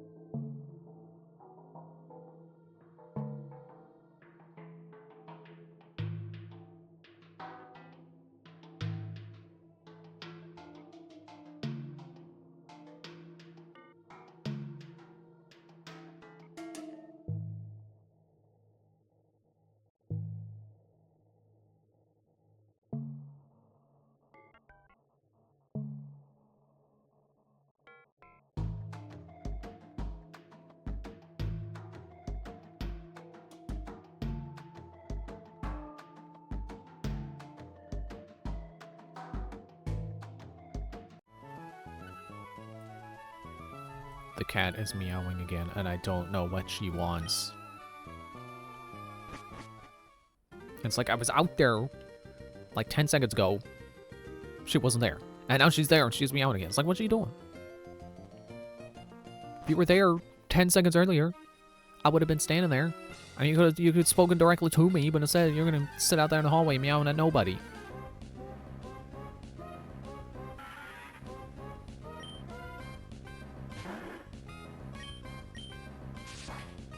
Oh yeah, I forgot. I was supposed to go to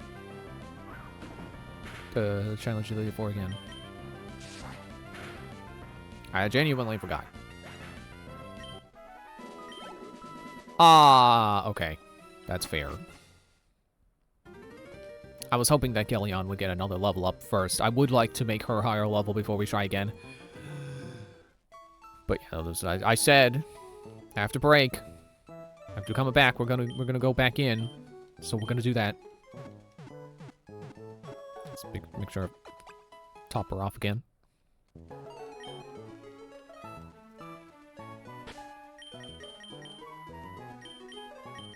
Put seed in the front.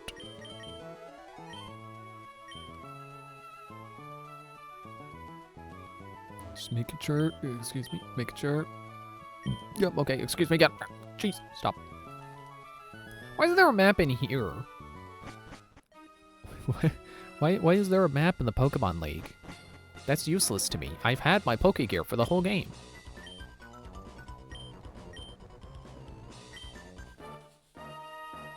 Oh, now the cat's out there playing.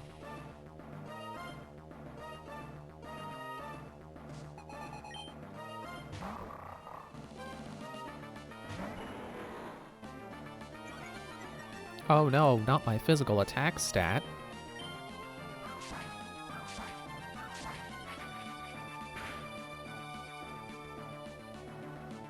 Nice. Ding.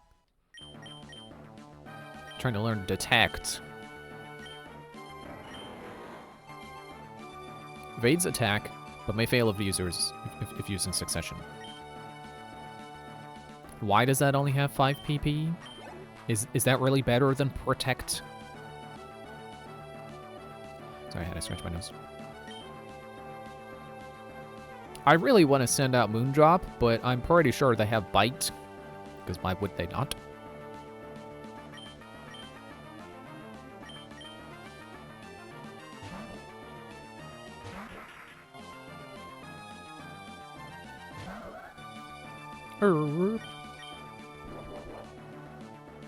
Snatch this, Absol!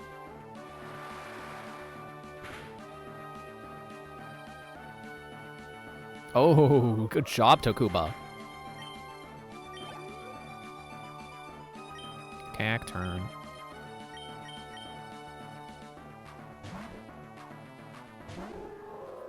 Sure hope I'll go first. Good.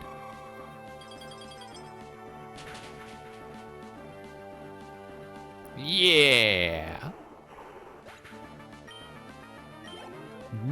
Nice. Sharpedo definitely changing. I'm not making that mistake twice.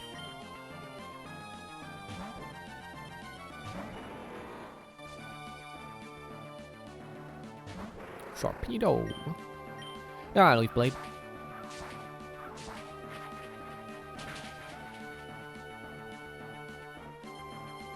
You're done. Ow. But use shift tree. That's a shift for me. Wait, no, Sidno is Aerial Ace, right? I mean, I still want to try to hit him with Ice Beam. Moondrop needs experience.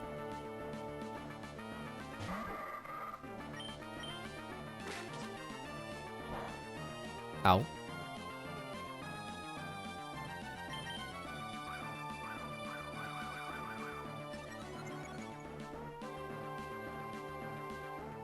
Dude.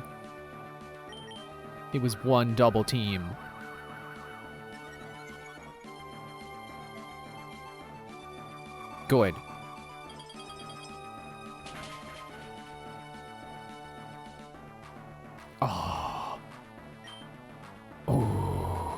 Okay, hit him with his psychic.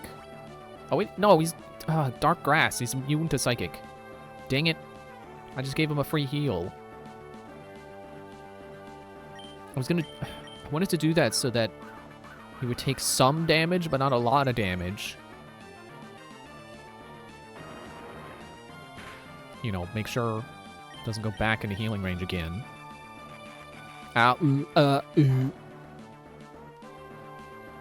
Yeah, see, Moondrop can take a hit when when leveled enough.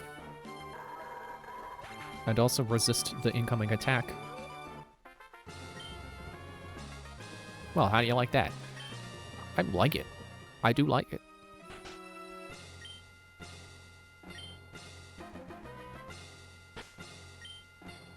Now it's time for the Claire sweep. That's why she's level 53. Sure, I said it last time, but it bears repeating. She's certainly pulling her weight. I'm certainly glad I had an Absol on my team this time. I would definitely like to have another Absol once they split, special and physical attacks away from depending on what element they are. That way I can Swords Dance Bite to get stronger. But not exactly a slouch without that being a thing. She would just have a lot easier of a time sweeping.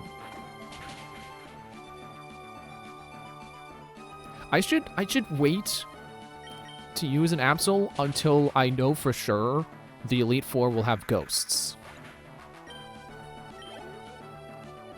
Or at least have an Elite Four member where Dark would be helpful. You know what? I am gonna switch for the that guy, the Sableye.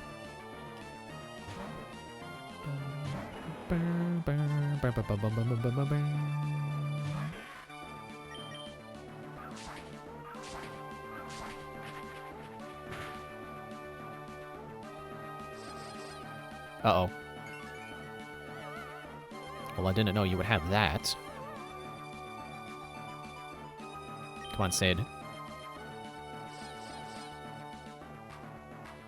Okay, well, I'll take that over hitting yourself. I'll take that over confusion. Ow!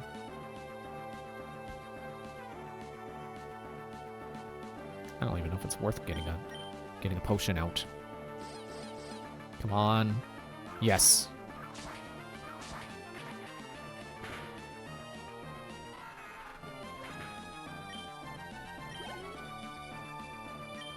Dusclops.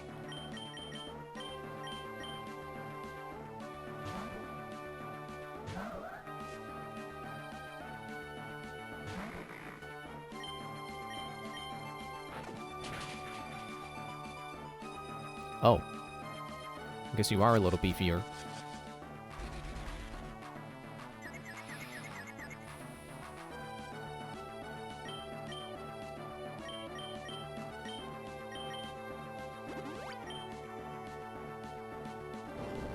Ah.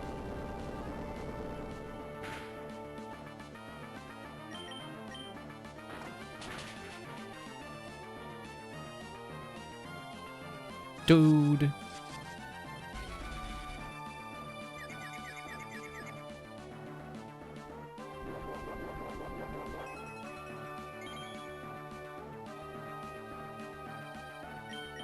Come on, Claire. Come on, just one bite. Not to yourself!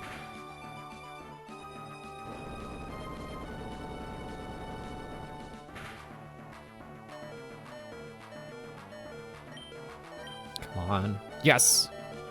Get him!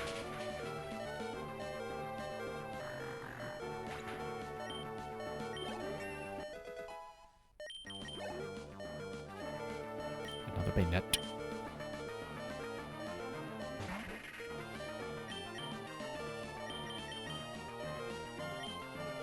I have 20 super potions. That's pretty good.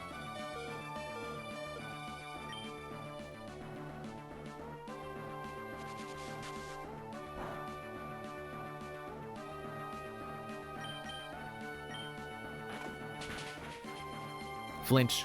Flinch. Oh, I guess you went... No, I go first. I was like, oh, you went first. There's no flinch. Well, it's time for the healing turn.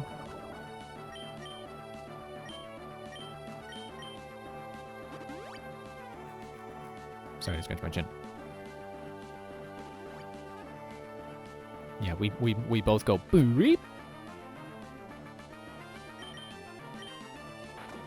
You bite?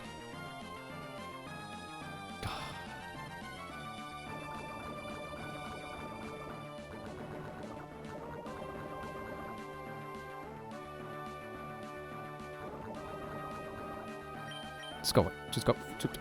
Up. Another one.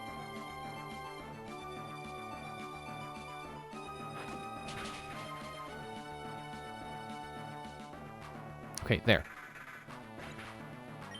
A little bit of damage variation helped me there.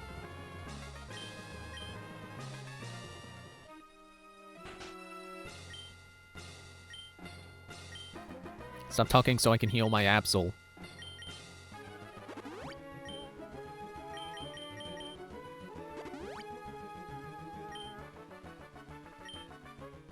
Okay, so this time, we're running with Galleon in the front.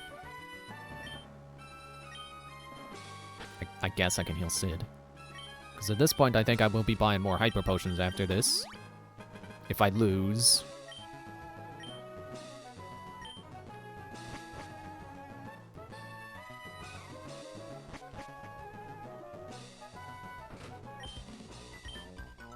Hello again, Galacia. Hopefully I can beat you this time.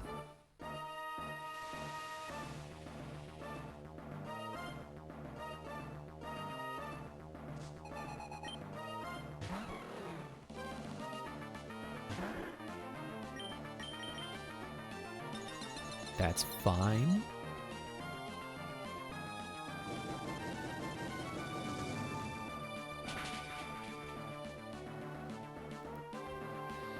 Not as good as I would like it to be, but it's better than nothing.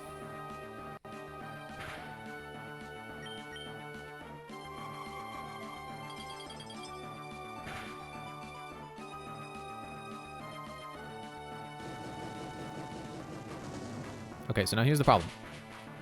They're for sure gonna heal.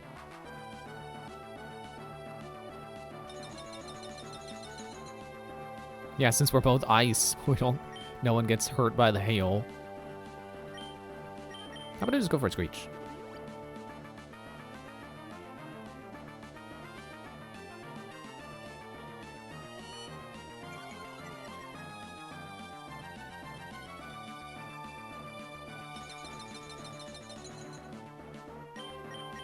And then another Fire Blast.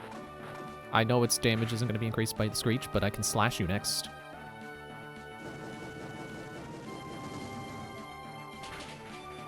Or if I'm lucky, it'll be critical. Oh. Yeah, Fire Blast isn't hitting as hard as I need it to. That's disappointing.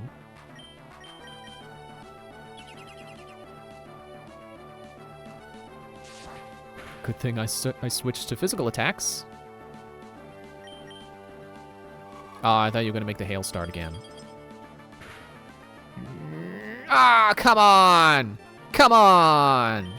Galleon is close to a level up. Okay, I'm getting Claire out so she can just quick attack. Yeah, good. No item this time. I was about to use Celio! Who has Thunder? It's Phasgu. It's Phasgu.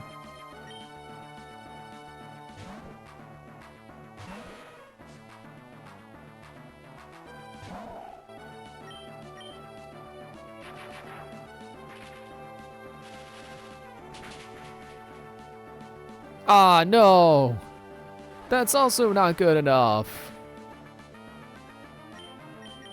Alright, let's use Sludge Bomb then. Yeah, the neutral damage is better. Aw, man. My planning. Oh, wait, they had a light screen. Okay, you know what? I'm gonna be stupid. I'm gonna do Thunderbolt. See if the light screen was absorbing it.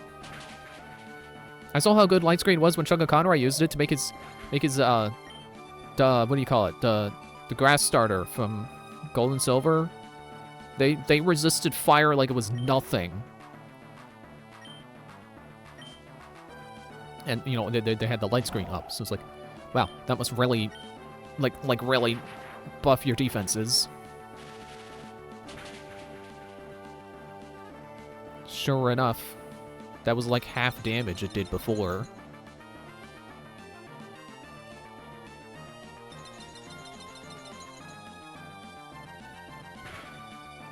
Ow.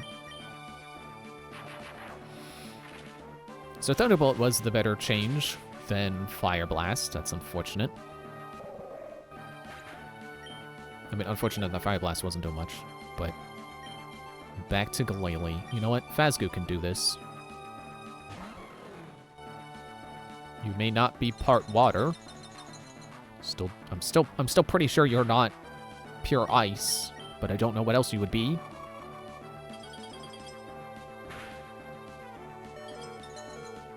Ah, you solidified my Phasgu. Okay.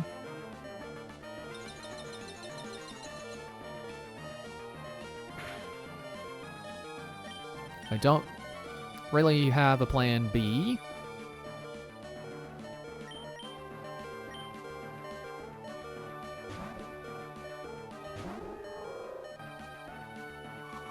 Oh, you got Bite, don't you?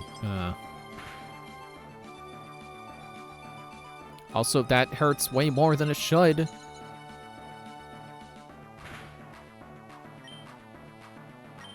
Just hit him with Psychic. That's gonna knock Moondrop out, isn't it? Arg.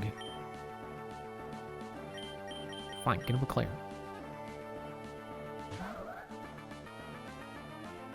You're gonna start the hail again.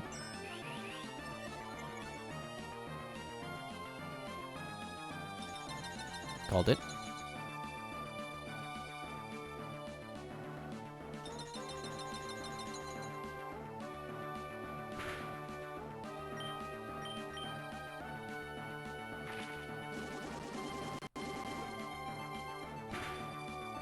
Go, go, go, go, go, go, go. Yeah.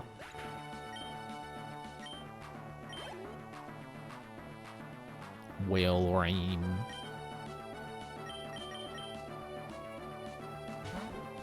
I'm just not keeping Claire out. She's recharging.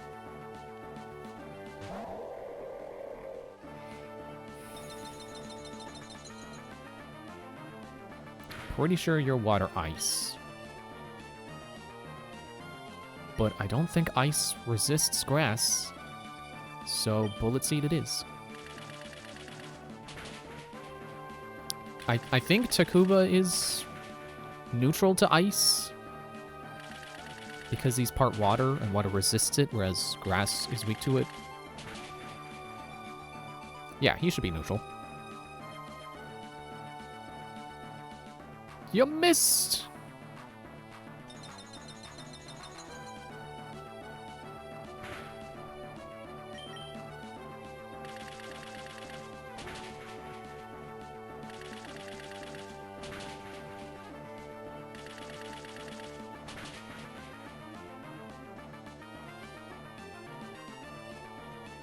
Okay, that's not good.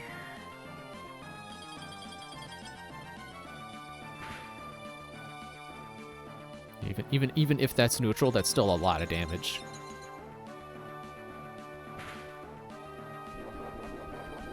And a berry!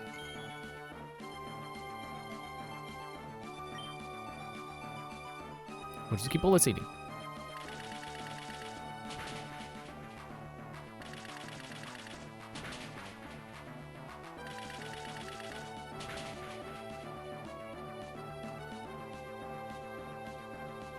Not another blizzard. Okay, that's probably knocking Takuba out.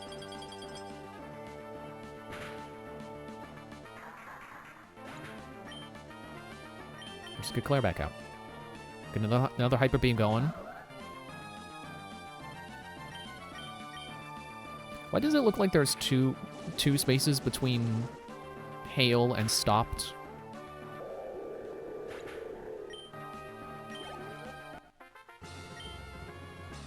You and your Pokemon. Oh no, hot spirits burn. No, my AC skills. Blah, blah, blah, blah. Advance to the next room. And I confirm that there's really fearsome Pokemon League. 3 faints. Not good. But I think after this, we'll be able to buy a pretty decent amount of potions. So I'm willing to use some. To give us a better chance of actually getting out of this freaking Pokemon League.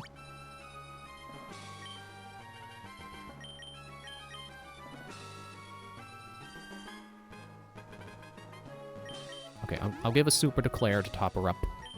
And then everyone else gets a Hyper. Although, that's gonna be the... that would be all of my Hyper Potions. If I had to buy more, I will have to move them up with the bag.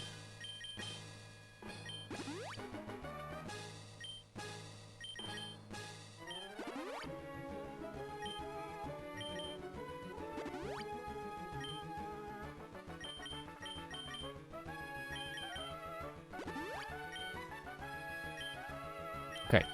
Everybody's good? Alright. So this next guy should be able to take him out with ice beams. Maybe?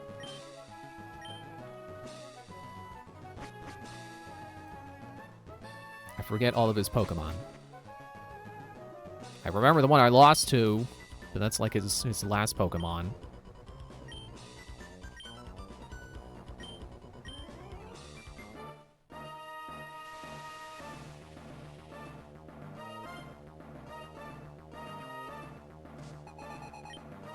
Why are you wearing a jacket and no shirt?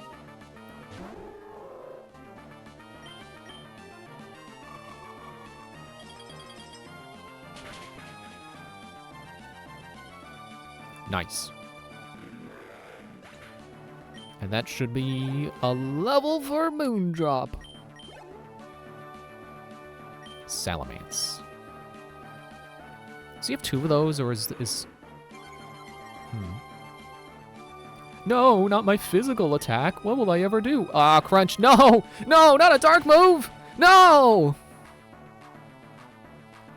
And a critical... Oh, you're rude. Grrr.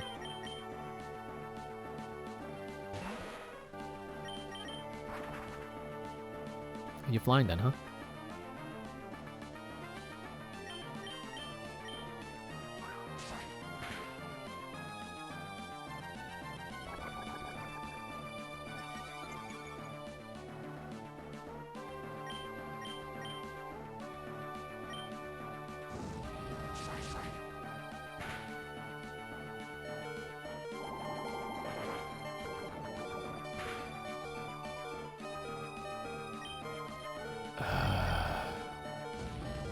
And you got Flamethrower. I'm so done with this Elite Four.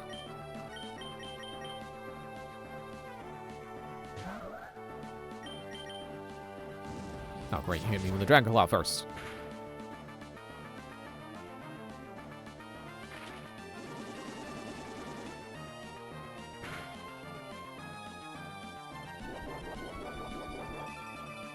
Well, shoot, now Claire's got a charge.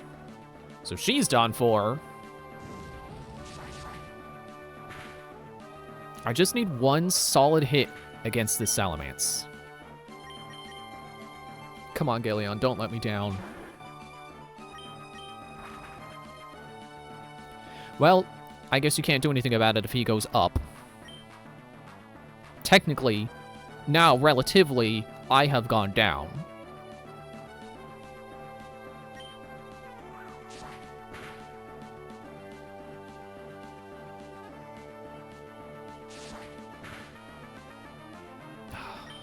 Figured. Oh, I should have screeched. Soften it up for the next guy.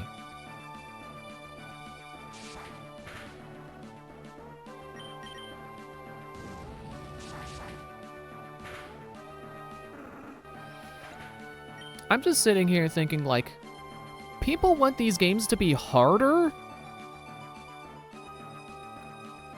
I don't. I want to be done with this game.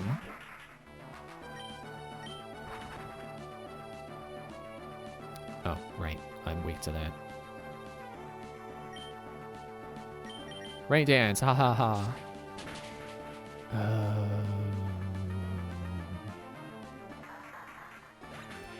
All the other battles went so acceptably. And now this Salamence is just a freaking wall. I am upset. Like, I just have to keep grinding. You know, at this point, I want to make an executive decision and be like, okay, how about I just reuse some of the best Pokemon from my Ruby team to just get this game done? How about I go catch a Skarmory and, well, I don't think I can get a Mawile. But how about I just go catch a Skarmory so I can get through this more easily?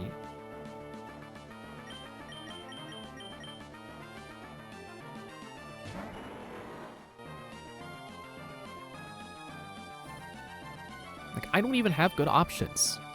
Ice Beam was my best option, and he has freaking Crunch. Like, my only option is to grind until Moondrop is fast enough to outspeed this Salamence, which I don't know how many levels that's gonna take. I don't know how fast Salamence is compared to a Lunatone. Probably faster. So I'm gonna have to grind till like level 65 to get Moondrop fast enough to use an Ice Beam against this stupid Salamence.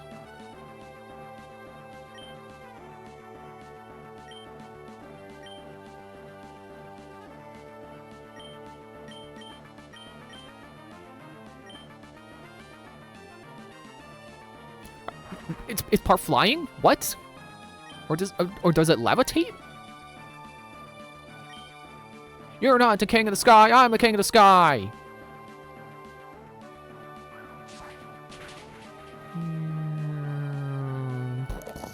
That was the sound of me crashing and burning.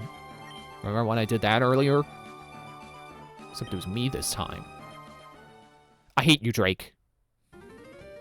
Dragon Pokemon are overrated. Stop making them the Elite Four.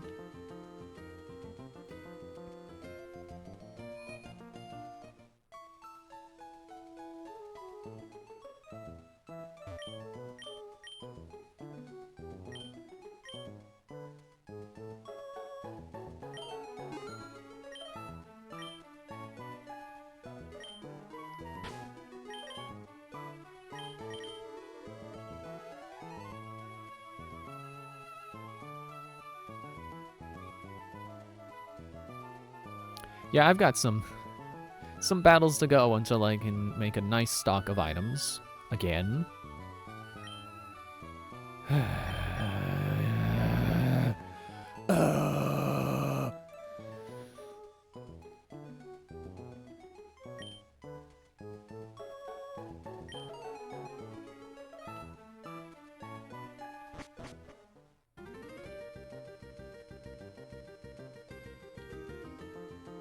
I don't even have anything good to say. I'm just upset.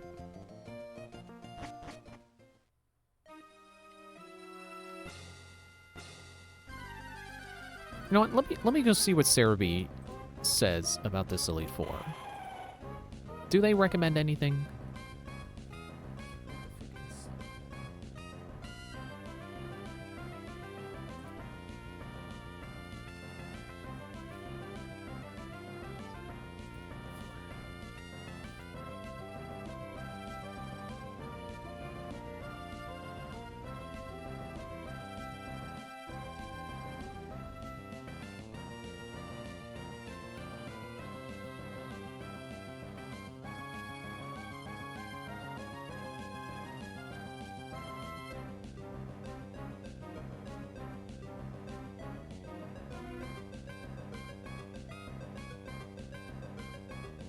A solid Ice Beam can punish this lot. Unless you're slower than them, and then they'll crunch you. Dealing 4 times damage to most of them.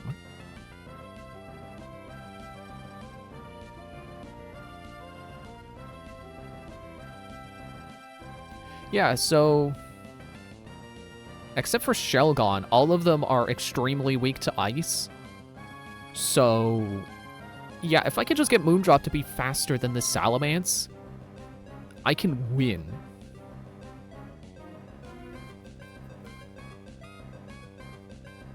I'm also looking at Steven's team now. I don't care. I just want to be done.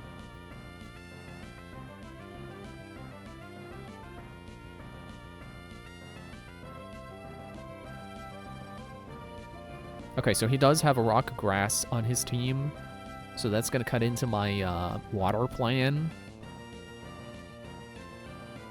But oh well. His highest level Pokemon is level 58, so yeah, why don't I just grind till I'm level 60 at this point?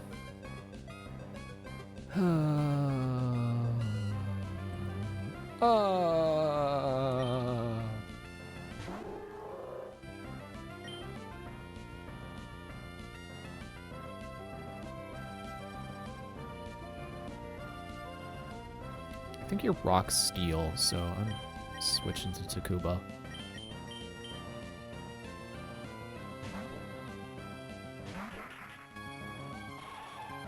I figured.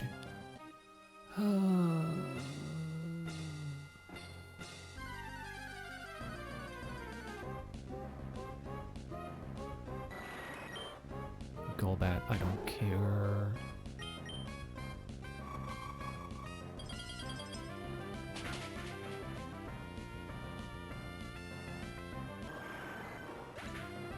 And, you know, like I said, I already went through my...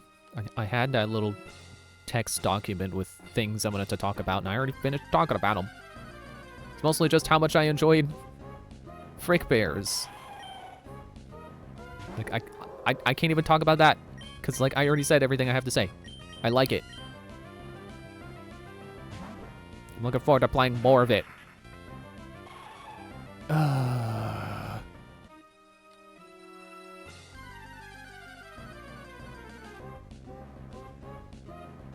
Hariyama. More like free experience.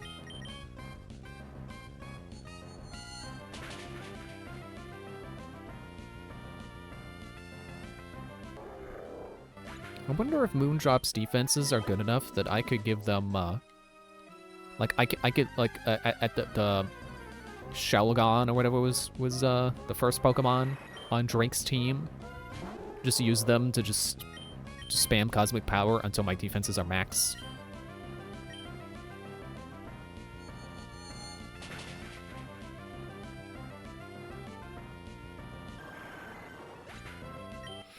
But I'm still feeling like, okay, yeah, I need more levels so I have more stats so that I can survive Salamence.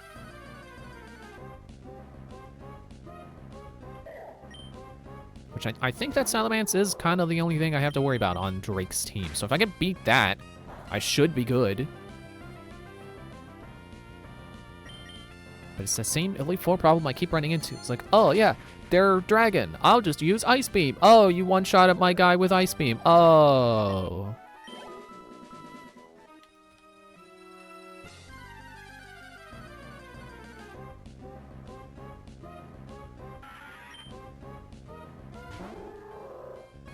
I should be strong enough I could beat you with Rock Throw. Okay, never mind. I could do 2 Rock Throws. It's fine. I can afford it.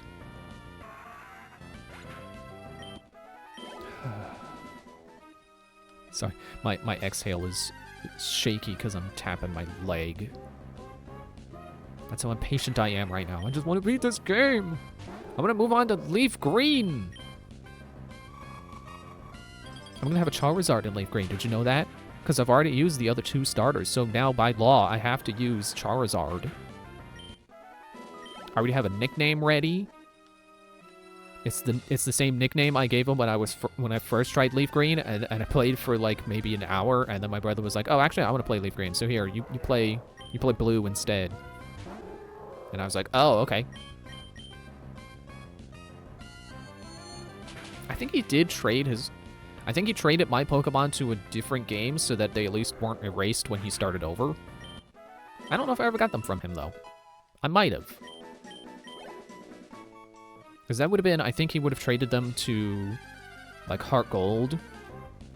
And then was able to trade them back to me through Black and White. Am I strong enough that I can just Psychic Power you? Yes. Haha, you missed. What about Rock Throw? How's you rocking? You're okay with rocks. Okay. What about an Ice Beam? Have a nice Ice Beam that you can have for free.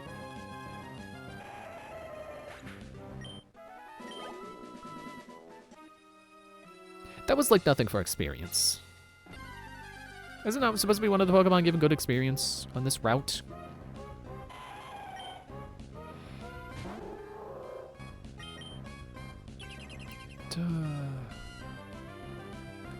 I swear the Pokemon on this route are specifically designed to waste your time. They got Protect, they got Fake Out, and then Whirlwind and Roar, which aren't necessarily waste your time moves. I mean, it depends on how much you consider it a waste of time for a Pokemon to show up and then immediately Whirlwind you. But also, you could almost beat them and then get Roared or Whirlwinded. So now you're lower on health and lower on PP, and you didn't even get the experience out of the fight. It is like the biggest dick move they could possibly design this route with.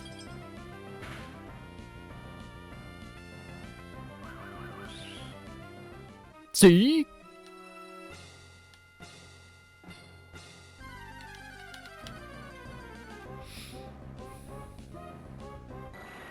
So there was a game that was on my Steam wish list that is on sale right now for like $3, so I decided to get that as well.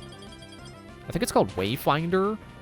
I don't even remember putting it on my wish list, but looking at it again on the store page, like looking at the screenshots to be like, do I want to buy this? I mean, it is $3 right now. It's not much of a risk to buy it. It does look pretty cool. It's like a third-person action game. I think it's like a dungeon crawler. I think that was one of its tags. I think there were guns in it, even though it's like a fantasy game. So it's like, oh, that's fun. Honestly, that's an underrated aesthetic. And I don't mean like, oh, steampunk. Like Dishonored kind of like, oh, well, it's kind of fantasy, but also they have technology, so they have guns, they have flintlock pistols. Like, no. Fantasy guns. Give me guns that are just magical artifacts. Like that, I think that's an underutilized aesthetic. Like off the top of my head, the only game I can name that does magic guns is Paladins, where it's a fantasy aesthetic, but it's a hero shooter. So like, you know, people just have guns, but they're not always just guns, and they often are magical. I remember there was like a Valkyrie character who I think their gun was just a sword that shot beams of light. Pretty sure it was a sword, but it did range attacks.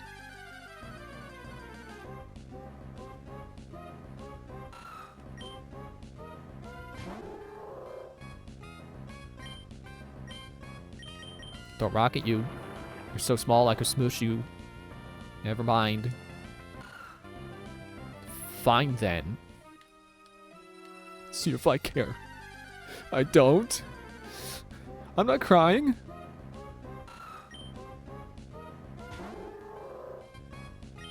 I'm just gonna rock throw again, because you're probably gonna roar.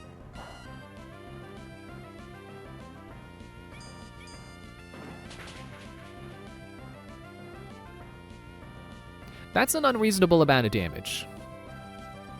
I'm almost 20 levels higher than this unevolved, like basic baby Pokemon. I know not literally baby Pokemon. The baby Pokemon's like its own category. But it's basically a baby cat. It's basically a baby Pokemon that just did almost half my health with Iron Tail, despite being 20 levels lower than me.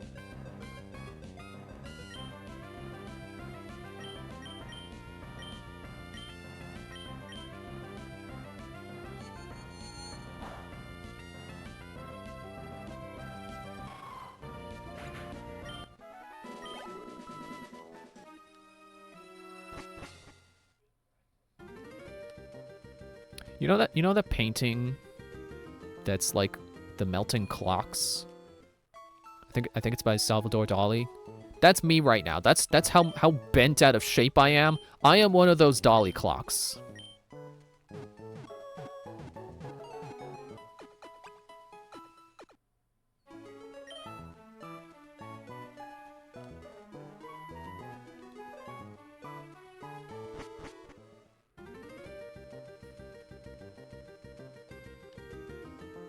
Still contemplating getting a Skarmory. Also, I don't have another Ice Beam. Do you get that? You get that from the department store? Or was that a gym leader? I can get Blizzard.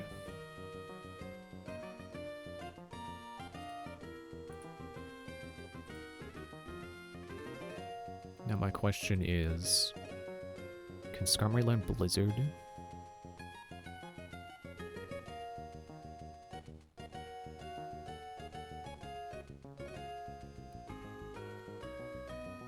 Where are you, Skarmory? If you're even here. Okay, I'm in this generation's Pokemon. I see Lotad. I see Ludicolo. Wingull.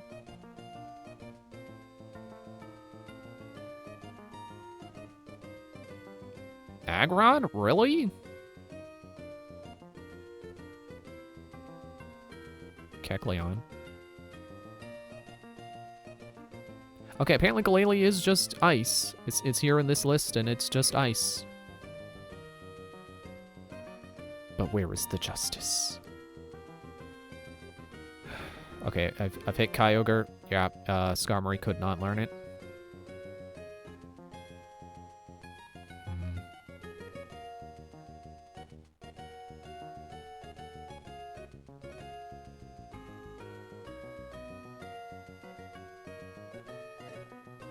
Tempting to get it for Ludicolo, but I don't think Takuba is the speediest of speedsters.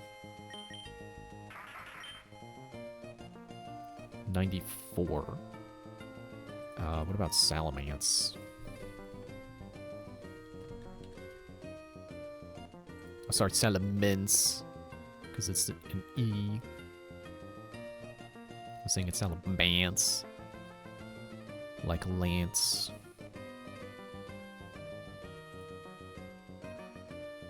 This won't tell me what Drake's Salamence has for speed, but it can tell me its range for level 50. That is a big range. I don't think Takuba is outspeeding Salamence. I think I really do just need to get Moondrop to be a high enough level that it can withstand one attack. You know, withstand a chomp. Or crunch, whatever it was.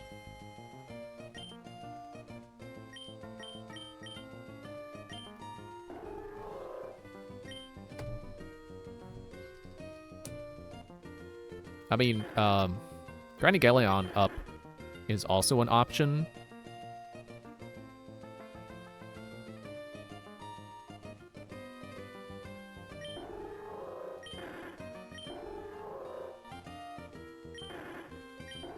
Although, I think Lunatone is probably tankier. Funnily enough, they're both one-stage Pokemon. They both don't evolve.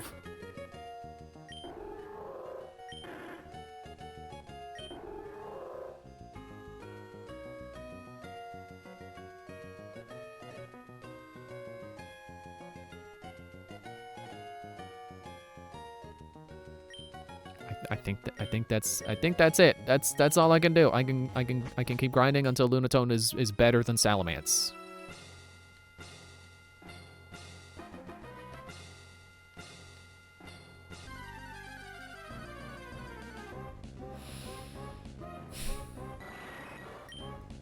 If I don't beat the Elite Four tonight, I think I should just grind off screen. At this point, I don't want to keep doing streams that are exclusively just grinding in this cave and losing to the Elite Four. I can't keep doing this. It's not going to keep being entertaining. Even if it was entertaining at any point, it's not going to stay that way.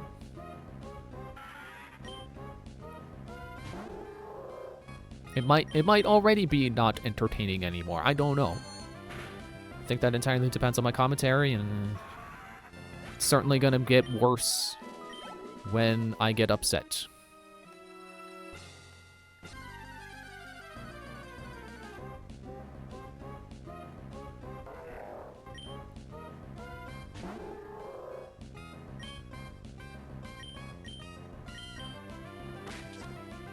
Thank you.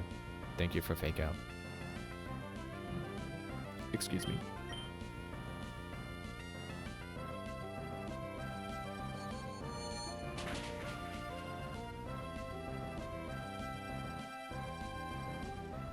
I wonder if there's a berry I could put on Moondrop.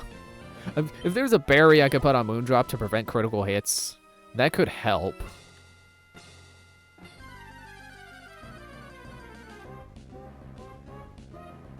I already forget. Did Moondrop get one-shotted, or was would any kind of berry help?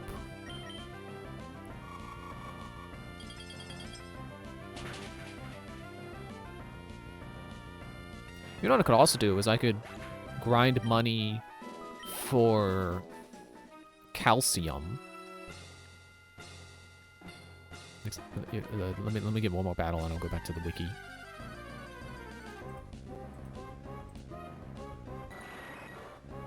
Ah, it's a Golbat.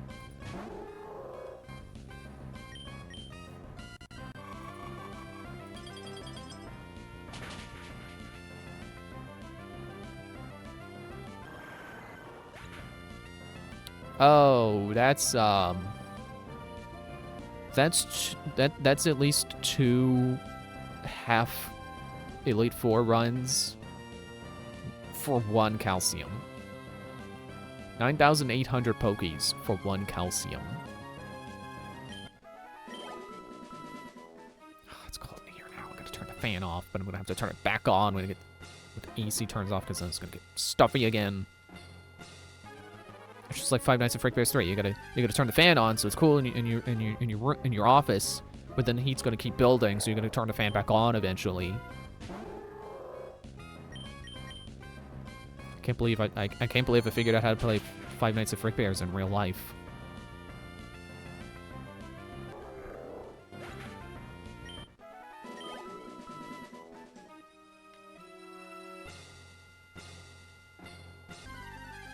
I remember I saw a video of someone who did that. They made their own game of Five Nights at Freddy's in real life. It was pretty neat. You know, obviously cheesy, but you know, it's Five Nights at Freddy's. Is there a way to do it without the cheese? It's pizza. There's always gonna be cheese on the pizza. You can't have cheese without you can't have pizza without cheese. That's not pizza. I know there are variants that claim to be pizza without the cheese. That's not pizza.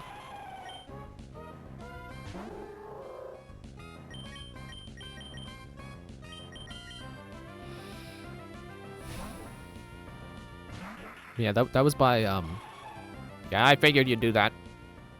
That was Team Edge, who unfortunately they retired from YouTube. They're no longer doing Team Edge. I think they all have their own individual channels where they're doing other things now.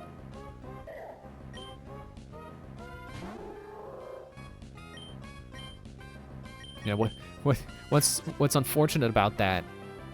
I mean, you know, it's unfortunate that they're not doing that particular thing anymore, but, you know, they're all moved on, so it's not really that unfortunate. It's not like they quit YouTube entirely. They just moved on to things that make them happier, which is good. The unfortunate thing is, I didn't start watching them until after they had apparently already retired. It was either after they retired, or I had subscribed, and then they posted the video announcing that they retired. So that was unfortunate timing for me. And I think the same thing has happened, like, recently with another channel called JStew. Started watching them, and then turns out, oh, they're not really doing this channel anymore. At least one of their recent videos says Last Overnight Challenge, so I haven't watched that yet, but I don't know if that means they're just not doing that particular type of content anymore, because there was one more video after that, but that was, I think that was posted a couple months ago, so I think they're just moving on, just like Team Edge did. Which, I get it, like, it's a particular style of YouTube, and if it's not working anymore, then you just gotta move on. I mean, you know, there is the obvious thing of like, well, if it's making you happy making that kind of content, then you can keep making it. It doesn't have to be profitable. To a certain point, it doesn't have to be. It's like, if you can afford to keep making the videos, then it shouldn't have to be, like, the top thing. You could just keep doing it. But I don't get the sense that any of them involved particularly are passionate about that exact kind of content. I think it would be a Team Edge situation where they would just move on to stuff that makes them happier.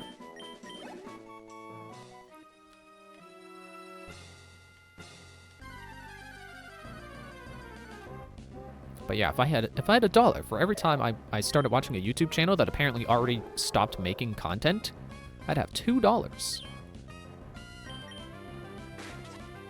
I would say 3 because of Seth Everman, but I was watching him and then he stopped making content, so it's different.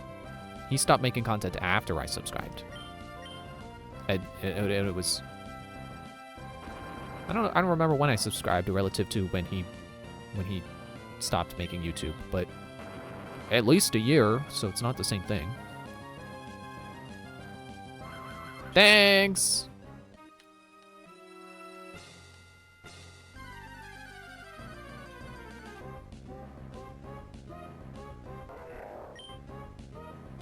I would say a similar thing is like when I started watching Mr. Beast, but I think that's less, I started watching him and then things, you know, accusations started coming out. I think it's more just I started watching him, so when accusations started happening, I actually paid attention. Whereas, like, you know, if you name some YouTuber I've never heard of and you start saying things about them, I'm not gonna remember. I don't know who you're talking about. I don't watch them. But if you start saying Markiplier kidnapped your cat, it's like, oh, well, that's serious. I like Markiplier. I don't know why he would kidnap your cat, but I hope you can get them back.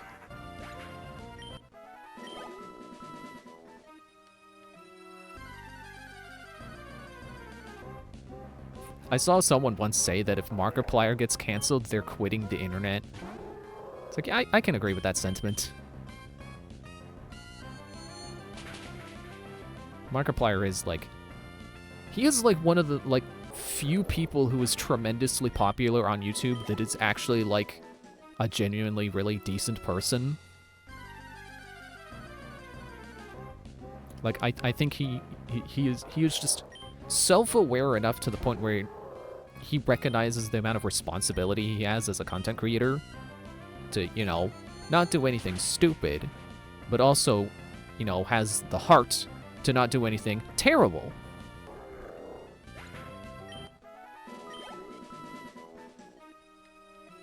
I guess can't say few. I'm sure there are plenty of good-hearted YouTubers out there, but he is like one of the goodest. He is one of the goodest of the good.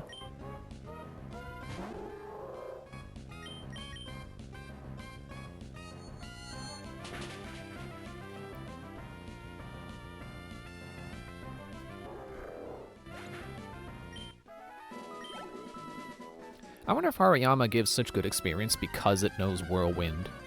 I wonder if that's the thing. It's supposed to be like a metal slime where it's like, oh, look, the Pokemon that gives good experience, better beat it before it runs away. Except it doesn't make it doesn't run away itself. It makes you run away involuntarily.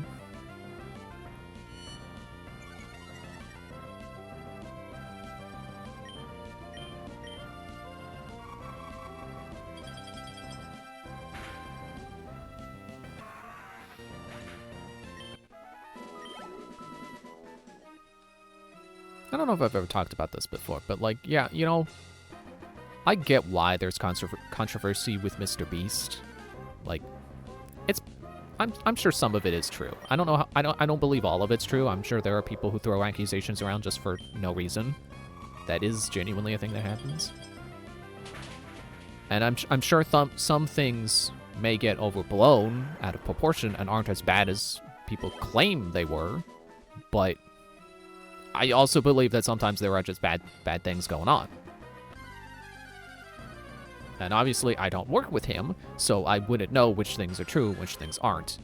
But my read is that I think the person, you know, Jimmy Donaldson, I think he is a good person who has such an entrepreneurial spirit that sometimes, yes, he does maybe, you know, do things that aren't great for the content.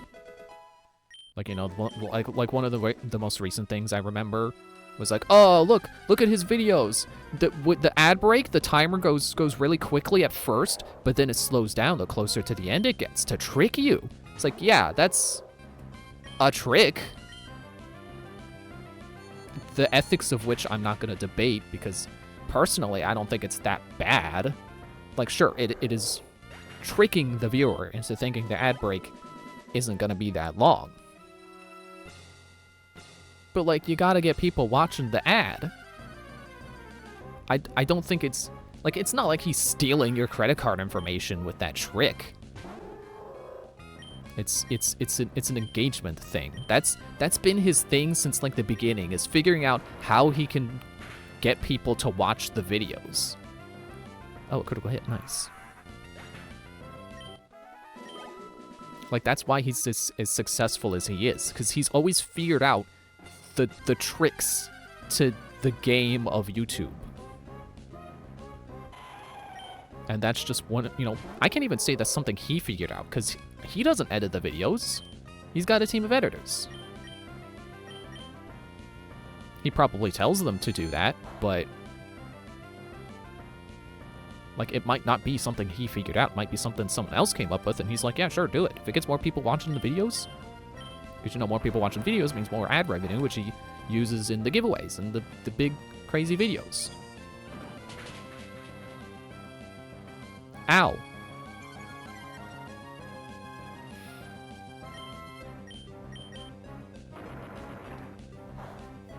But, like, I don't get the sense that Jimmy himself is, like, a malicious person.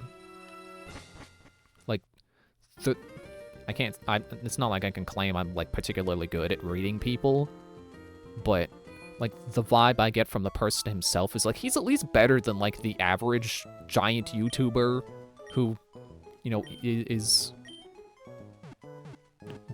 you know, entrepreneurial.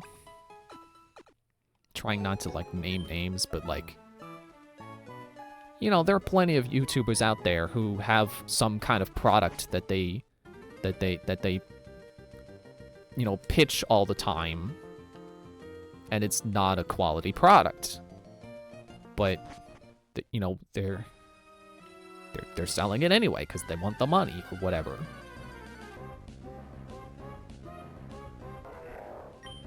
I kind of lost my own point there, but like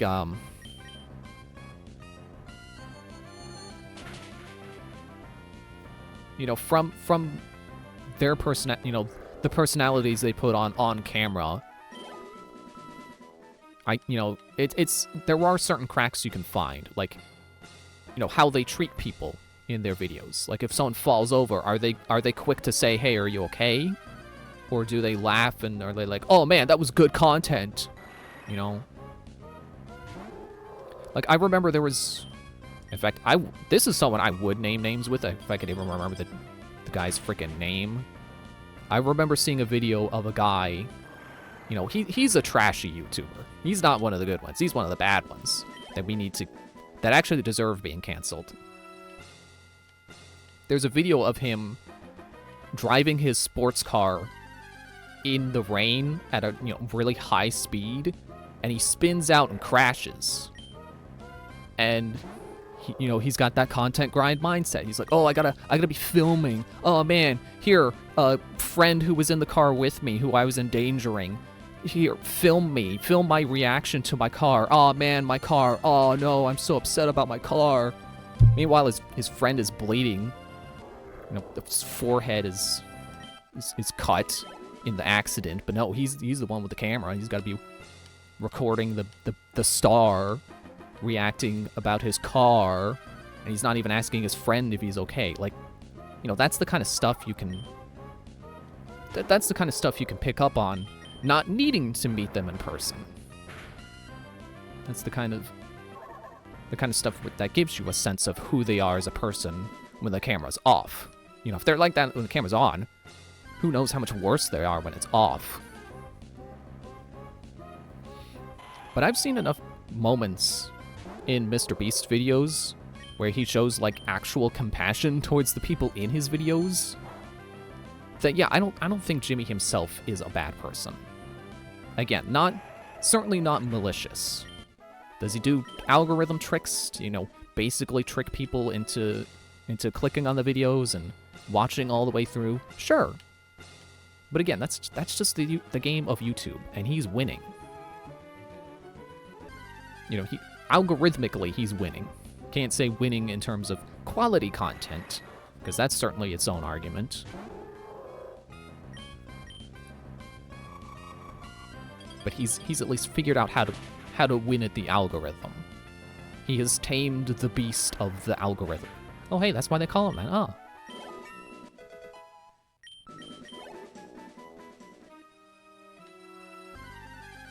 Like, I remember one moment in one of his videos where a contestant, like, trips and falls, like, flat in their face, and he's like, hey, you okay? That's, you know, the exact thing I was thinking of when I'm like, oh, you know, gotta make sure that, you know, if someone gets hurt, and he's gotta be like, you okay? Oh, thanks. Thanks for that. Because, you know, some people don't think to immediately ask right away, are you okay, when someone gets hurt. And I think it does show a compassionate side when someone remembers that, hey, that's a human who just fell flat in their face. They're probably hurting, because it hurts to fall flat in your face.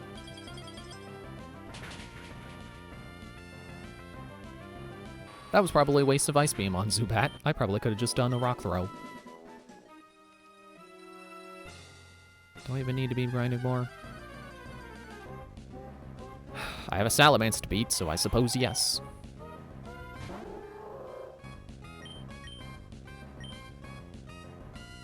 I almost wonder if Moondrop is fast and strong enough that I could sweep Sydney with Ice Beam. Probably not. This is not a risk I'm willing to take. Excuse me.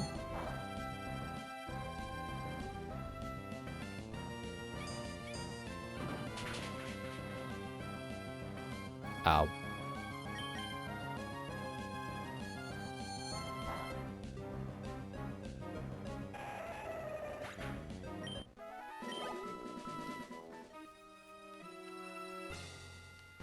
Well, now that that tangent's done, I'm out of steam.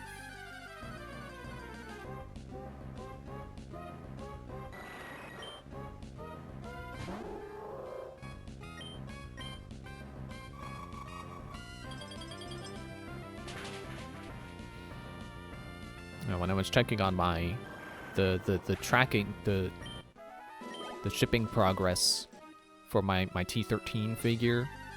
Apparently my eBay account was locked for, like, security reasons, so I had to reset my password. And, you know, checking my emails, I had several accounts that were like, hey, we're locking your account for security reasons. Like, oh, apparently there was some kind of data breach. And one of my passwords got leaked, and because I'm the kind of person who keeps reusing passwords, now several of my accounts have their passwords leaked. It's bound to happen eventually. That's why they say not to do that. So, I mean, silver lining, now I've diversified my passwords. So now on all my important accounts, they don't use the same password, which is how it should have been from the start, but better late than never. I don't think anything, I don't think I lost anything important. I was able to, you know, unlock those accounts that got locked. You know, I got my eBay going, which is how I was able to buy that. Thanks. That new unbox Shock Berserker I mentioned. I bought that after I changed my password. And then I think the other ones I had that emailed me saying like, hey, we're locking your account from suspicious activity was my Apple and my Ubisoft, which I don't use Apple anymore, but you know, good to change that password so I don't lose my music, probably. I think that would happen if I mean, honestly, if I was gonna, like, buy music, I would buy it off of iTunes, even though I don't use an Apple device anymore. I don't have much of a particular reason other than, like, yeah, I know it's a trustworthy storefront for buying music, so why not? What other website would I use? And then, like, Ubisoft, it's like, I don't have any payment information set up with Ubisoft, but... like, yeah, I would like to not, like, lose my... I don't want to lose my Assassin's Creed content. Don't steal my Ezio skin and Assassin's Creed Mirage.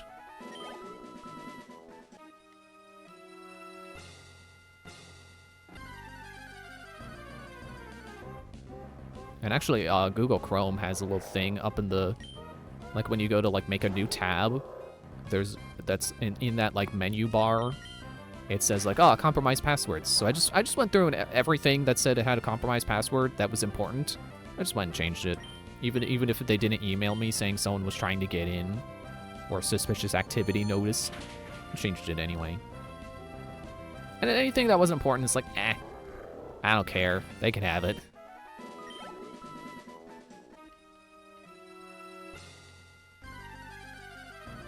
It's like a lot of them were like, I don't remember this website. I don't even remember what I signed up for. I don't remember why. One of them was my Nexus Mods account, which that I think is dubiously important. I mean, it'd be nice to keep my mod history, you know, like my mod download history, so I can. It's like that was how I was keeping track of what Blade and Sorcery mods I had, so I could update them when they had an update.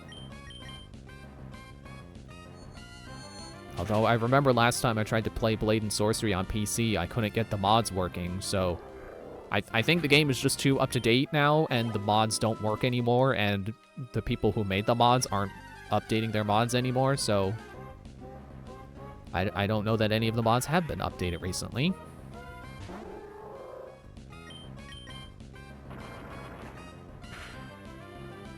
I also don't really mod games as much as I used to anymore. It's like Sims and Blade and Sorcery. That's kind of all I mod now.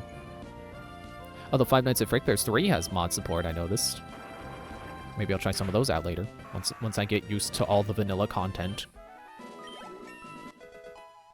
I don't think the Glamrock animatronics are in Fredbear's 3, so maybe I'll see if someone made a mod for them.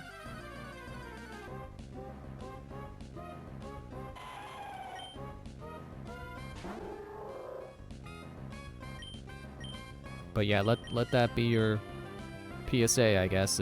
If you're like me and you use the same password for everything, take it from me. Don't.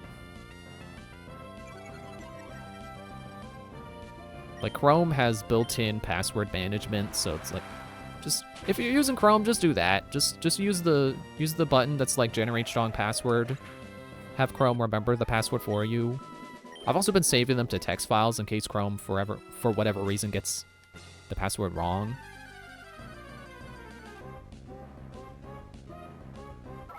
I remember when I was resetting the password to my Reddit account that I had a scare where it's like, oh, the password that Chrome autofilled in wasn't the right password, but I wrote it down on a text file, so I just copy pasted that in and I got in.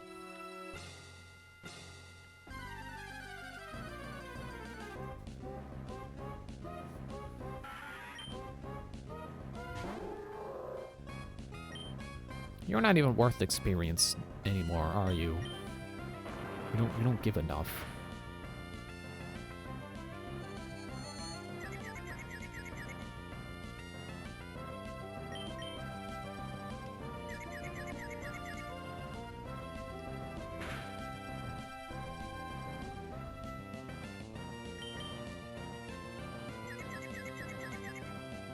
Come on.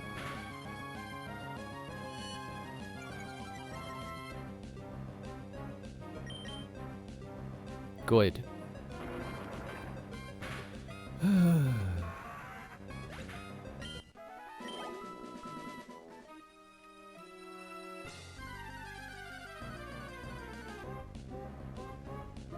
Hariyama.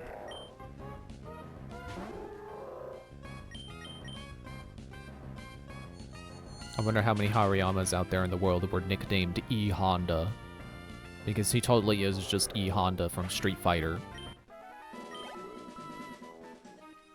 Alright, I'll go to level 58 and then I'm moving on. I'm tired of this cave. I want to say tired of this game. I still like this game. I had a good time in Ruby.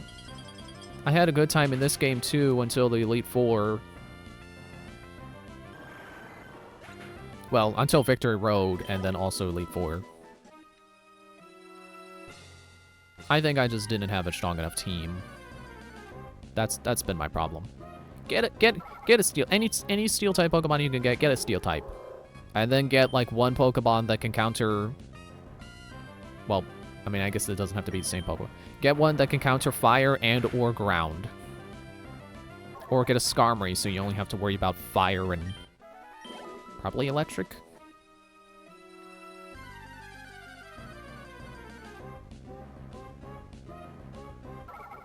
Whisper, go away, you're not worth it.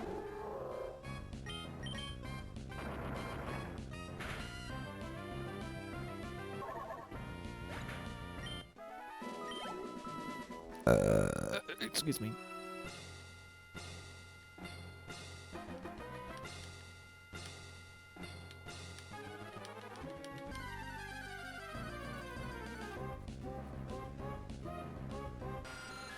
Zubat.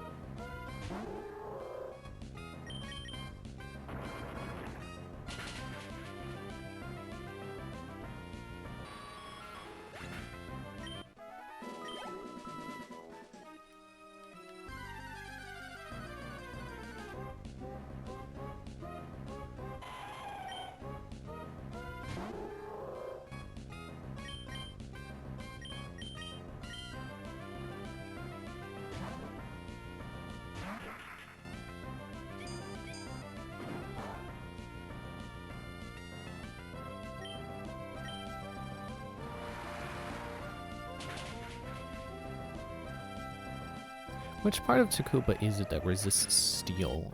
Is that water? Looking at the chart. Why do you keep opening and... Why do you keep opening minimized? Stop that.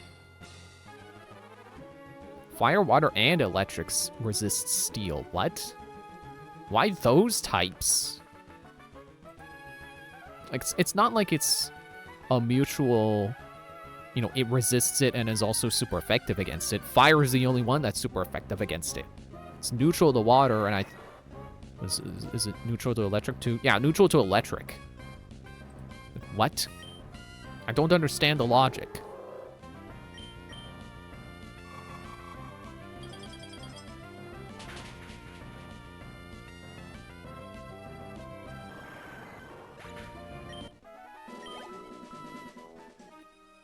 Few more Golbats or Hariyamas. I said Golbat, not Crobat. I'm so tired now, I can't even fake yell at the Zubat. Go away.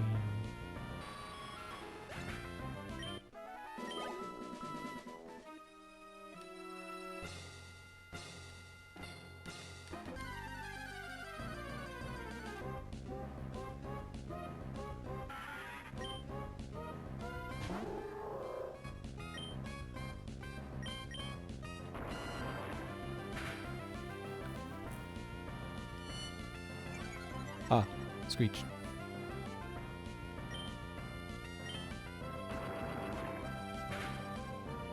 I don't even know what I want to do after I finish streaming tonight. You think after how much I was talking about it, I'd go back to playing Frick Bears, but like, I want to get these headphones off. I don't want to play a FNAF game. I mean, I do, but not with the head. Like, you kind of need the headphones, because, you know, audio cues and stuff. But, like, these headphones are not comfortable. I want to take them off. Seriously? Get him, Takuba. No, get him, Galleon.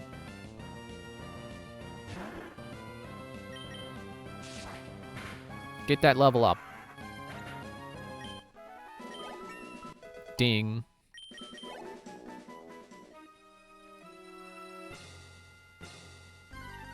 Maybe we'll just get Galleon some levels. I don't know.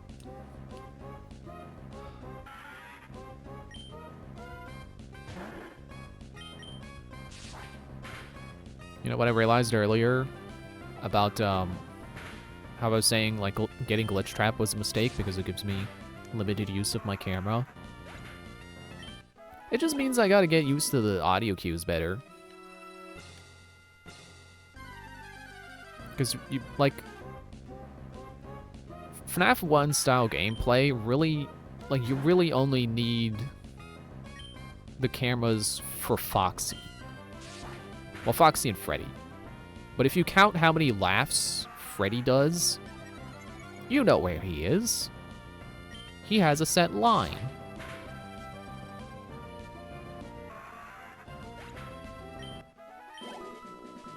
You know, he's got a specific path that he goes through. So if you know how many times he's laughed, you know where he is.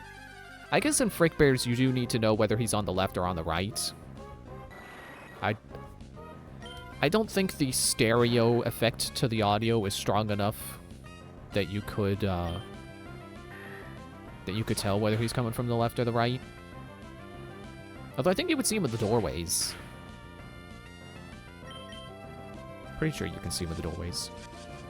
You know, in his attack animation, basically.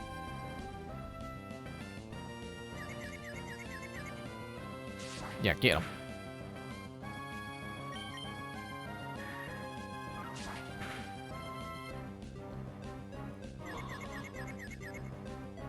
Dude.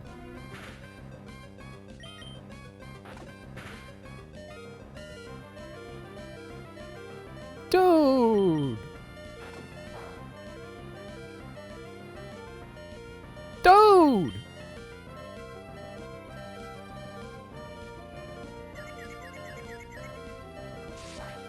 But yeah, with Glitch Trap forcing you to use the cameras less, like, I think at that point, you should just only use it to stall Foxy and to wind the music box.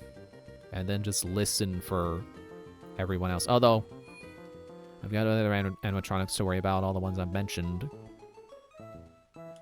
You know, like Golden Freddy and Shadow Bonnie and all the ones, the vents. I think if I'm smart with with what animatronics I pick next, it should be doable. I think Glitch Trap hasn't completely ruined my run. I should be able to win.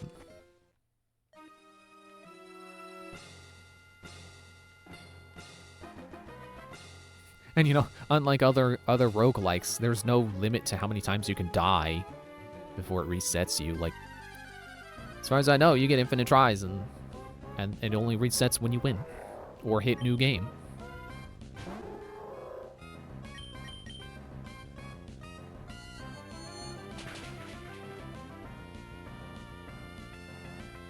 Super effective. Just one more. Come on, just one more Hariyama. Just one more Hariyama. Just one more Hariyama. Thank you.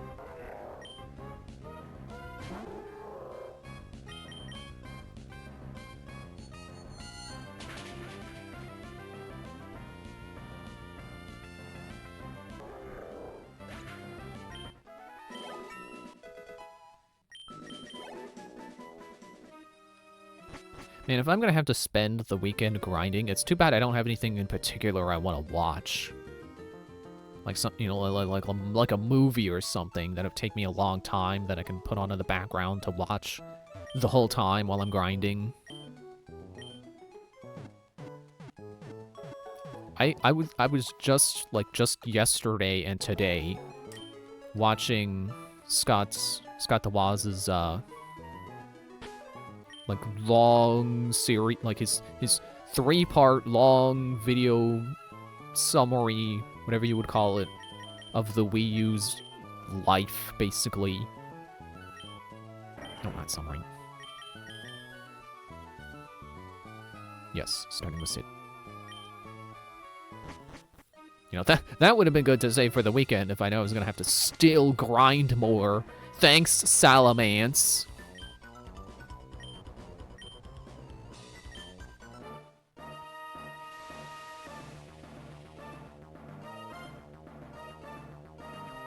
Yeah, watching that, I didn't realize just how many third-party games released on Wii U with less content than they had on other consoles. I really wonder what that was about. Was it just that they were having such trouble getting content on the Wii U in the first place that they just didn't want to bother doing more? Could they not fit all the content on a disc? Was there something about, like, because a lot of them just didn't get DLC. Shoot, what Pokemon was that? Is it Absol? Call out Absol, you're Absol.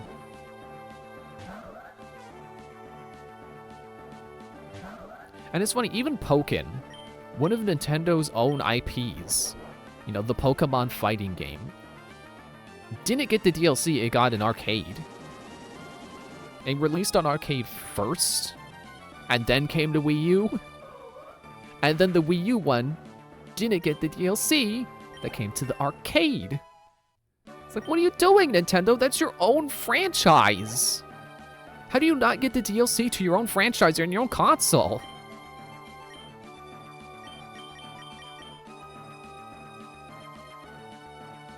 Should probably be saving the ice beams, but yeah, I'll let Fazgoo get some experience here.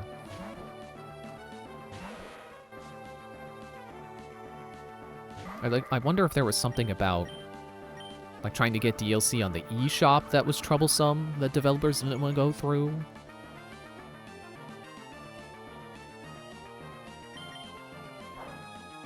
Oh yeah, I forgot you could do that too.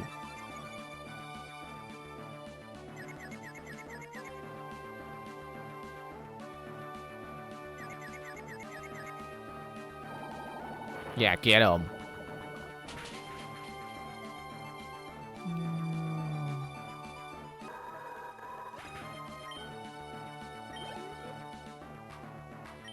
Cacturn. No, actually, I'm not switching because I can just heal off the swagger.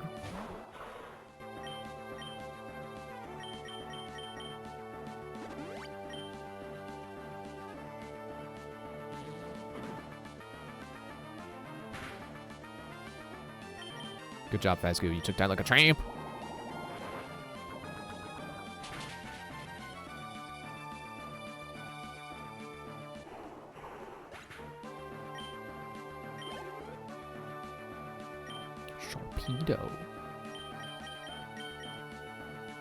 The unfortunate part is, Sid was hit with Sand Attack, so this could miss.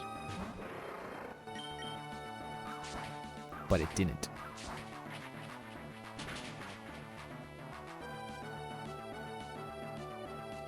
Yeah, watching Scott's videos about the Wii U, those 3 several-hour-long videos about the Wii U, it really puts into perspective how much of a failure the Wii U was. I had a Wii U. Well, I can't say had. Have. I still have it. It's right there under my TV. Sorry, not TV. Giant monitor the same size as a TV, but doesn't come with a remote.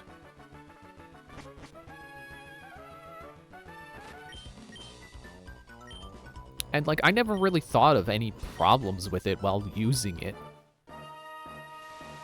But in hindsight, it's like, yeah, it wasn't a good console. It wasn't even a good concept, because Nintendo themselves couldn't even utilize... Ah, shoot, I started with the wrong Pokemon. That's fine. Just use Leaf Blade.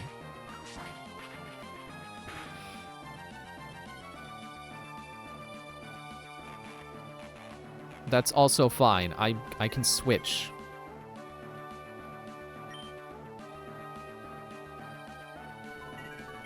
Ow.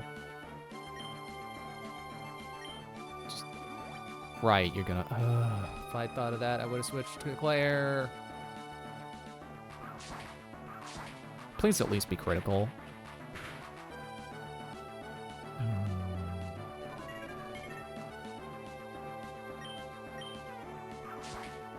Yeah, to think that Nintendo themselves couldn't even think of much of anything interesting to do with the gamepad.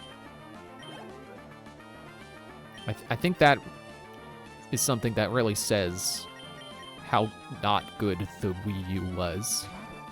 And I think Scott said it best in his video. I think that was part 3, where the Switch is just everything the Wii U should have been.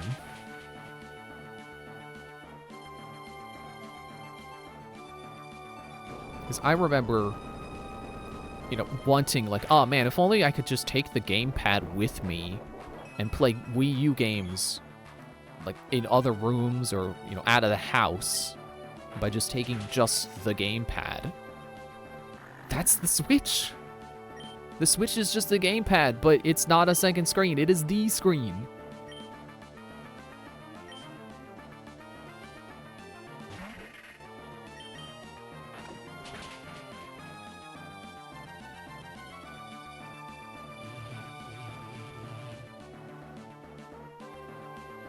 That's fine. And still have enough bites to eat your whole team.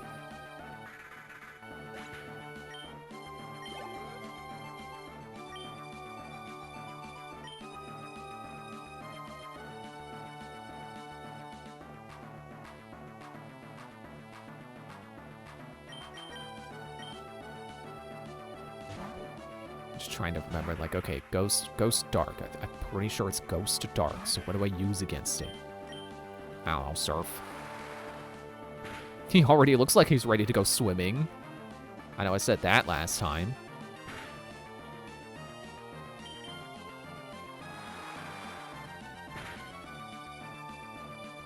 Oh, come on. No! No! No!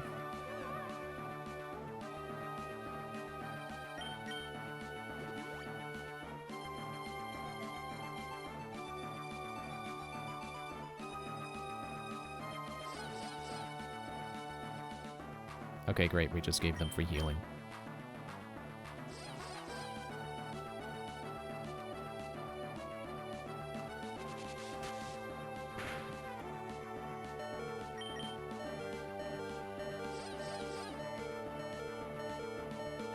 Okay.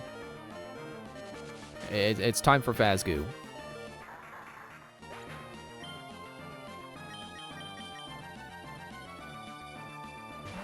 Phasgoo is strong and can hit it with something that it's not immune to.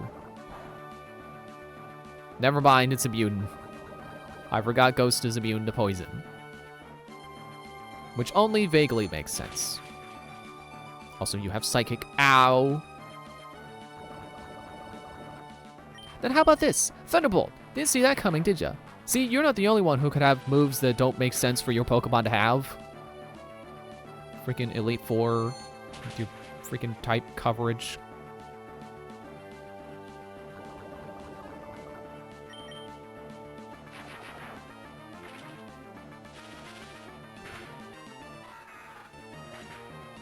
At this rate, I'm just happy that the games get easier. I'm happy that the further we get into this marathon, the hopefully less I'll struggle with Elite Fours.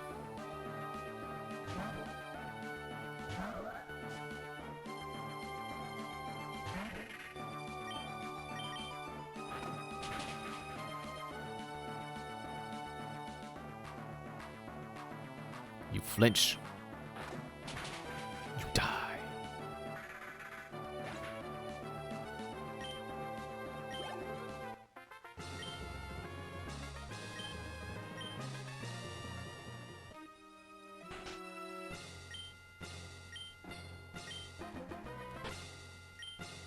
And, did only Takuba faint? Yes.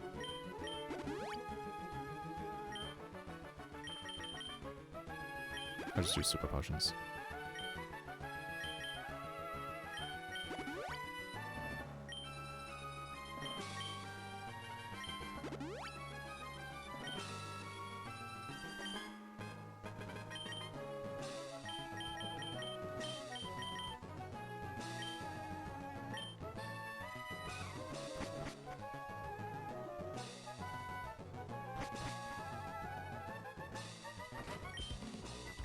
Yeah, Glacia. This is like the 5th time I'm seeing you.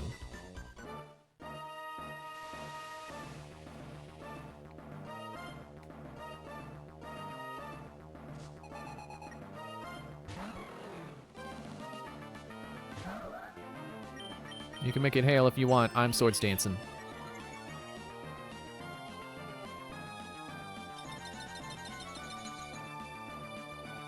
And since I'm faster than you... Ow.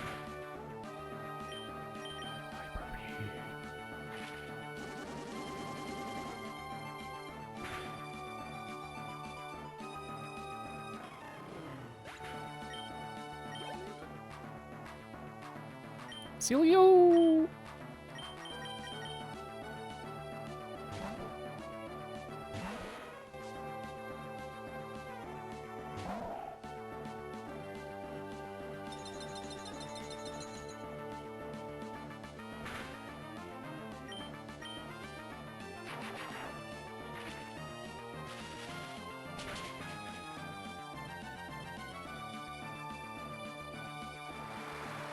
Ah. Okay. Hurts, but doesn't hurt enough. But this will.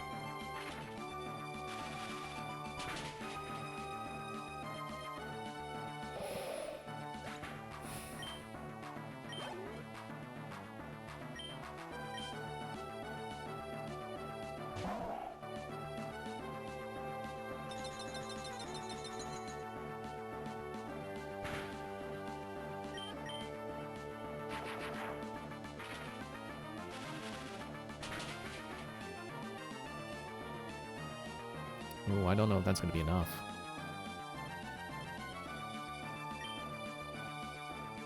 I kind of want to hit it with a sludge bomb just to weaken it more.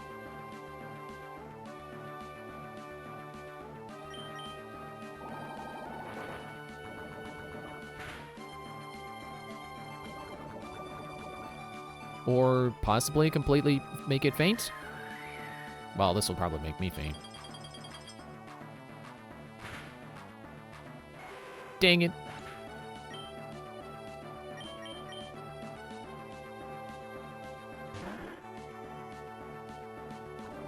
I basically just chose who was gonna get the experience for that.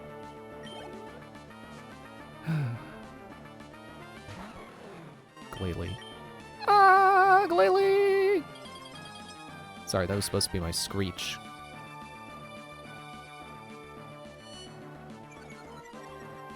I didn't time it well. Clearly doesn't look like it should be faster than me.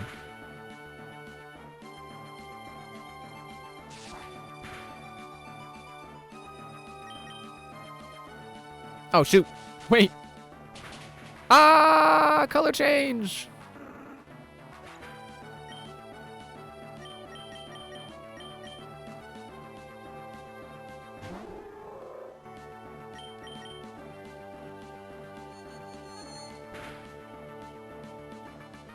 Okay, good.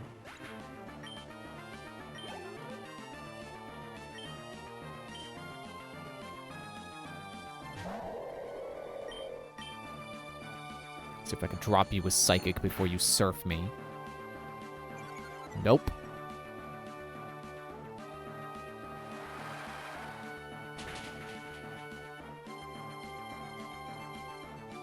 Oh, come on with the critical hits! Only ever critical hits when it's enough to one-shot me.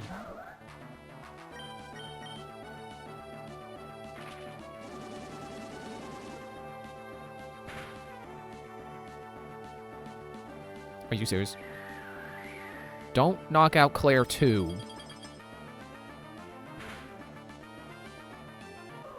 I'm gonna beat you with Takuba. I'm gonna seed you.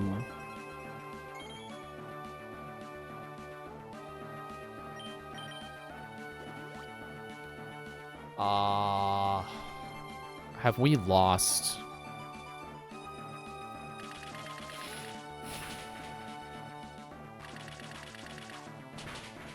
I mean, Takuba's not weak to water or ice.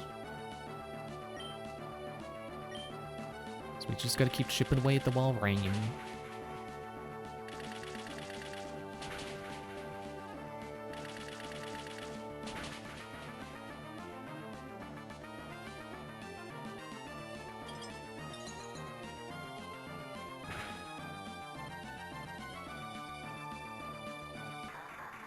Oh.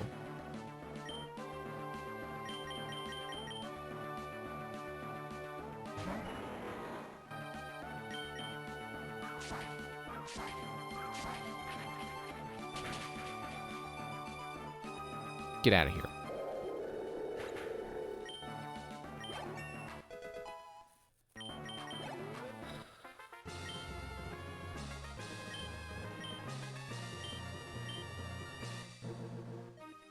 This run is over.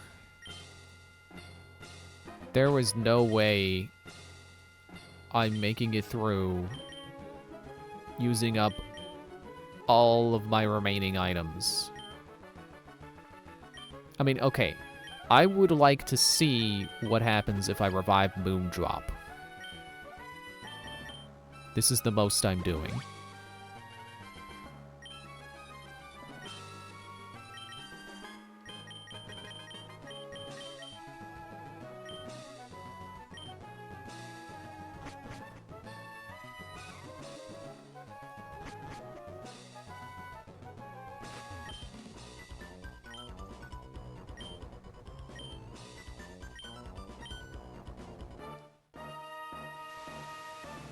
Put a shirt on.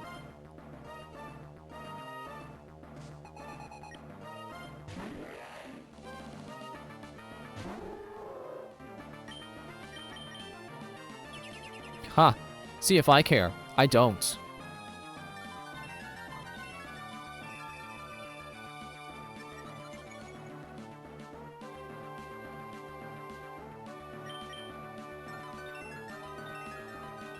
How is that faster than... Oh, well, I guess I'm just faster than you in general, and Protect took priority.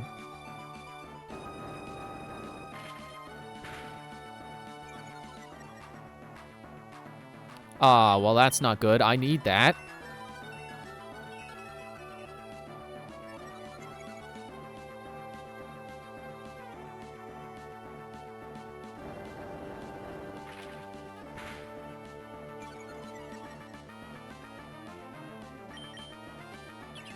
Sure, go ahead.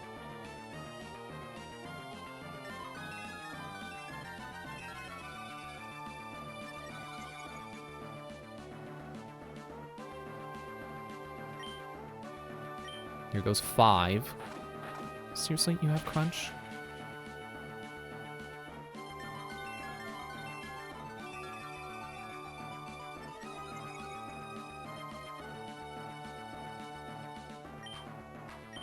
And 6.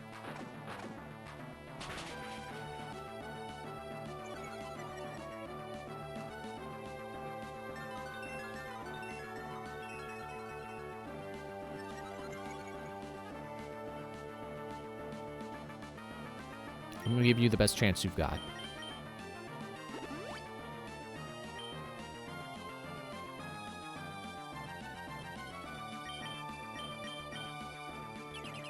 Of course.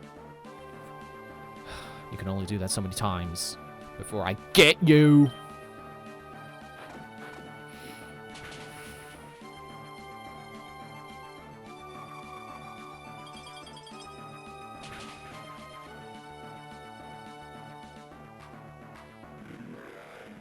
And that was just the one that is not gonna... That's the one that's only super effective with ice. Now all the ones that remain are the ones that will take 4 times damage. If I can get 1 shot against this Salamence, I bet that will be enough. Crunch, okay. Moondrop. Go, go, go, go, go, go. Take that Salamence! I will never say that Moondrop is a bad Pokemon. Levels. That's levels and probably moveset. You know, having Ice Beam is certainly making them more useful here.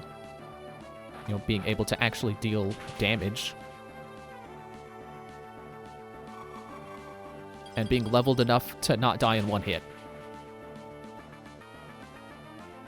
Like this Flygon. Bye! Ding.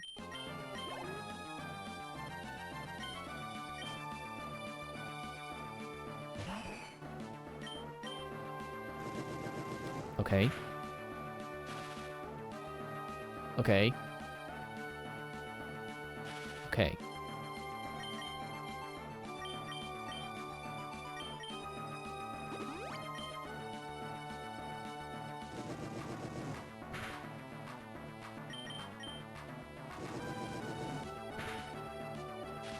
Again? Get out of here.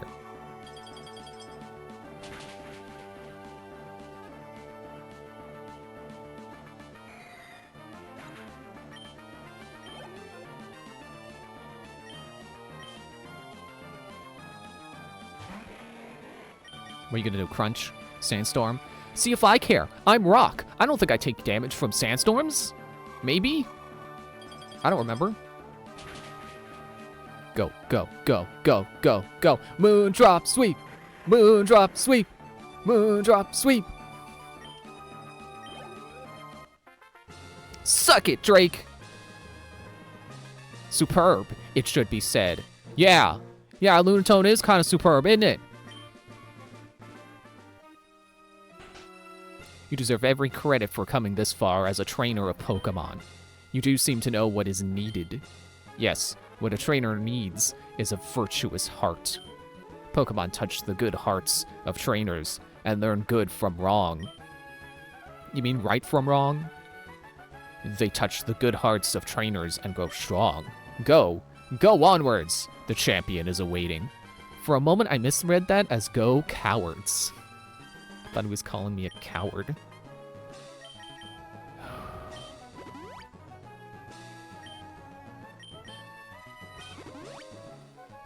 I'm not gonna not try to revive my whole team and give Steven my best shot.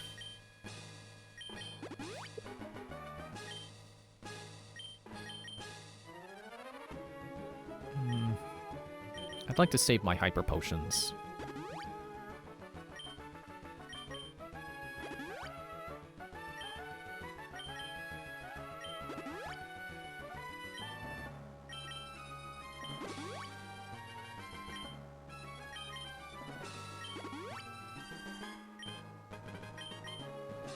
Now, the thing that really scares me is that,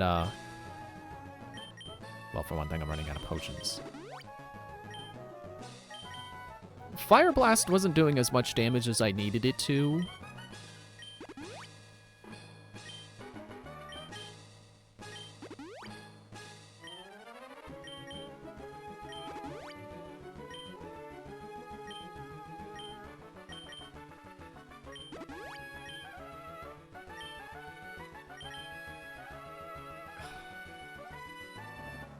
I have no idea what Steven will start with. Let's see if Cerebi says.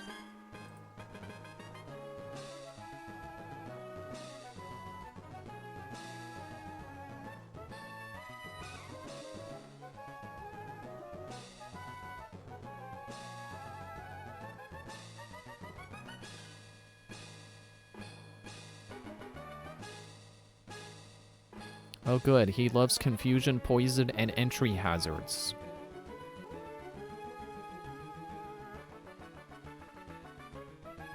He uses a lot of high power moves, which grant same time attack bonus. With those strong moves to complement and patch up any holes.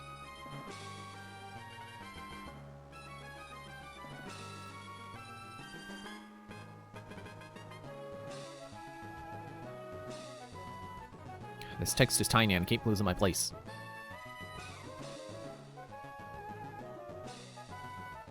With brick... Okay, brick break to break through the screens.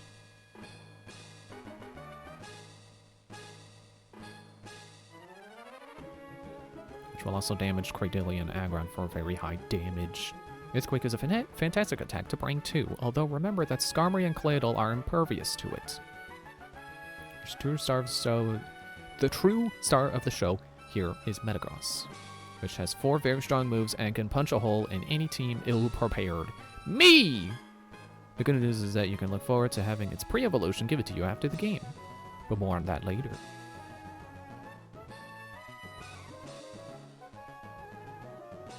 I don't know what he's gonna start with. I'm gonna run Sid in front.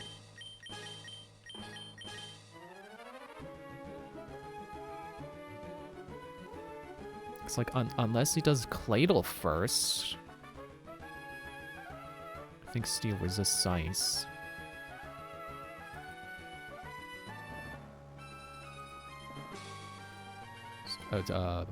So fire and water and ice and steel, yeah. But rock doesn't. So that's very good to keep in mind. Rock doesn't resist ice. So his Cradilly, his rock grass, ice beam. So I really just need to call, well, I can't say that. Need to call his first Pokemon. No, I'm gonna go Sid.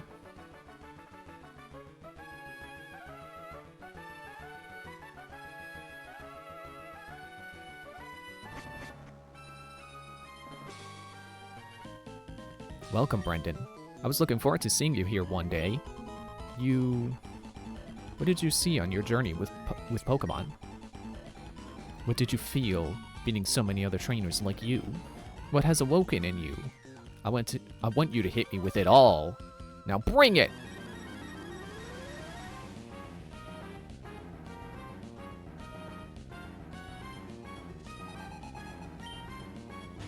Skarmory. Oh boy. Steel flying. So fire and electric, I think. Let's see, what is flying weak to? Oops, I'm looking at the chart backwards again. Flying, yeah, electric and ice. Steel resists ice. So that would be neutral. And it's immune to ground, so I don't have that weakness to exploit, and it has fire, which I don't it's like 10 levels ahead. It's not gonna take much damage from Galleon, I'm sorry. So I electric and ice. I could hit it with water. It resists grass though.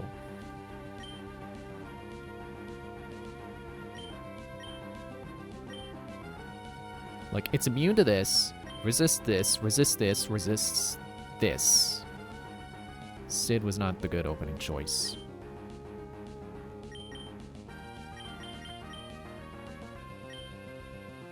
I gotta go for the electric.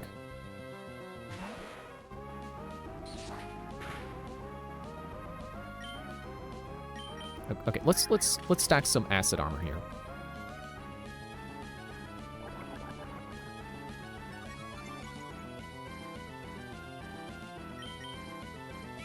Steel wing.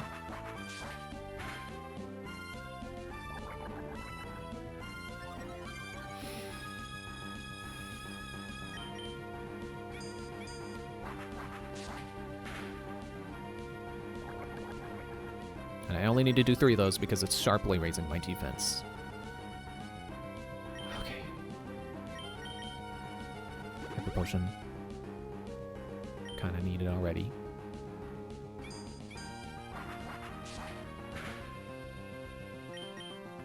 Thunderbolt.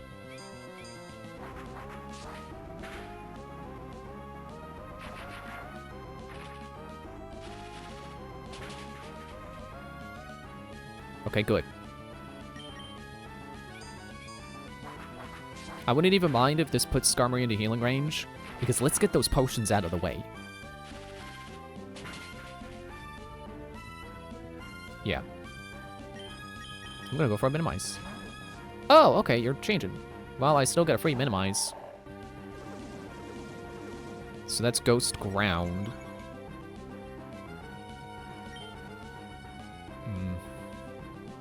Looking at the chart again. Ground. Resist poison. Resist rock. Immune to electric. I gotta switch.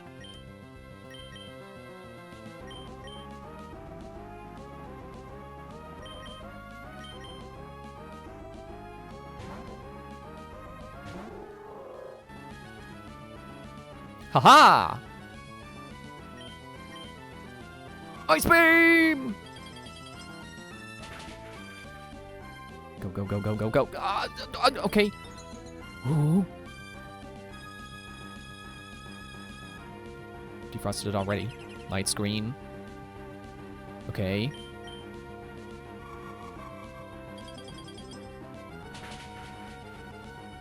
Get out of here. That's 1 down.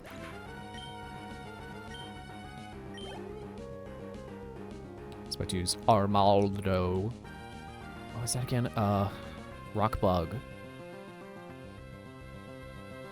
I want water.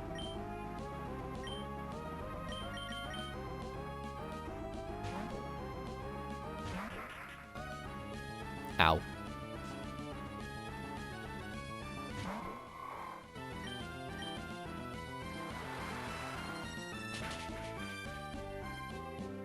Okay. Not Aerial Ace! My plan to drown you! No! Come on, critical, critical, critical, critical, critical. Please, please, please, please, please. Ah. Ancient Power. Why not Aerial Ace again? Okay. Sid.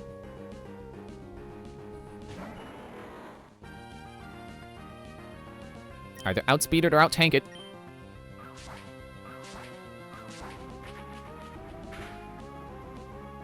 No! No! Why? Light screen.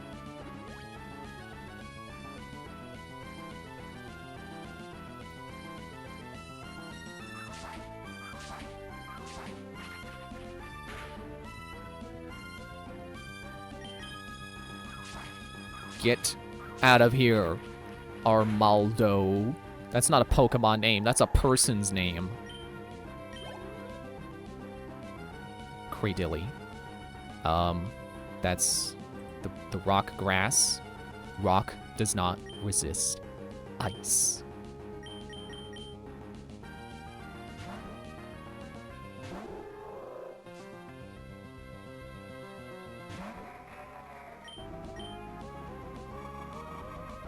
Although, I'm sure Cradilly has a strong grass move.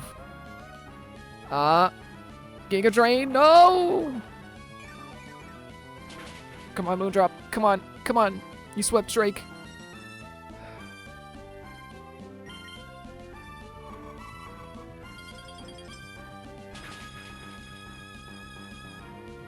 Yes. Yeah, you get that other level. Skarmory's coming back. Fazgoo fainted, didn't he? Or no, it was Takuba who fainted.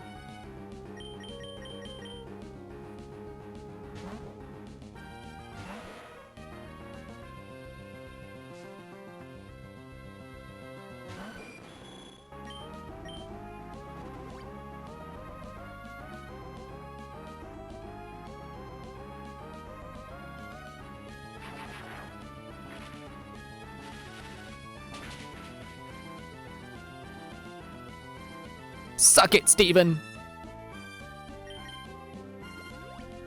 Yeah, you use those full restores on Skarmory that I can...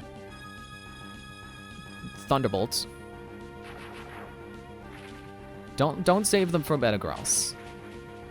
Pretty sure Metagross has Levitate.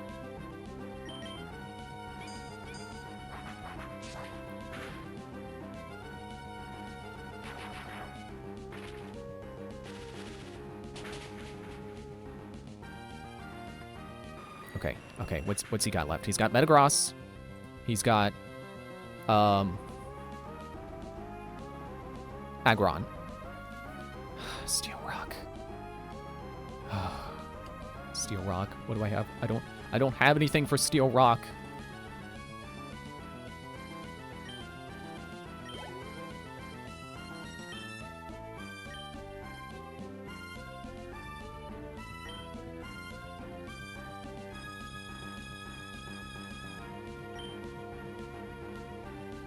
Just gonna see what Sid can do.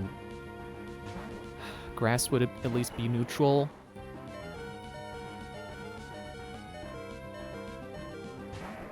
What's your moveset? Hang on. Oh, it doesn't say. I could have sworn Zerby says.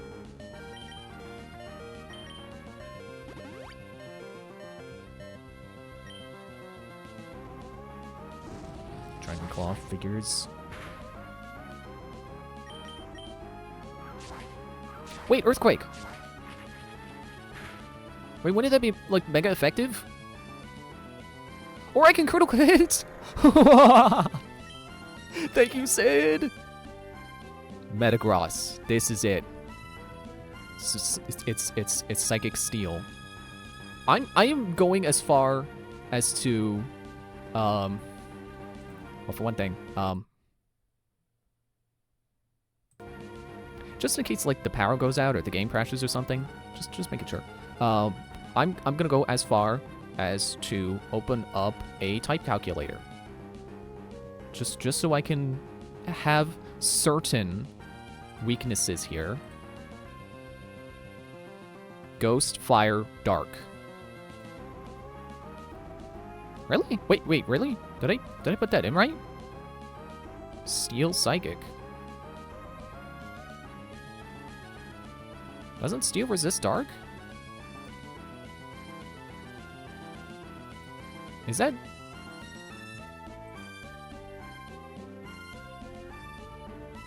They must have changed that.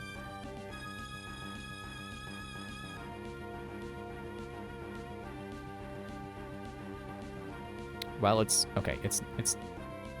Can I change this for, like different generation? I can't.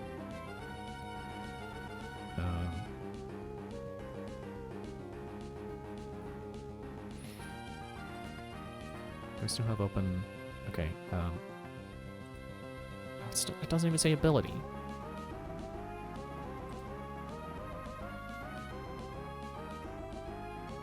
Okay, let's ignore Dark. I think it also resists Ghosts. Does Metagross even have Levitate? I need to confirm that.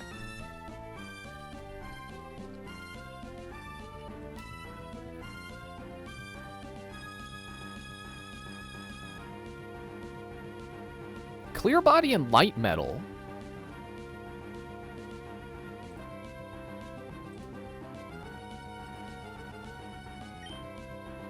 Then I guess I'm going for Earthquake.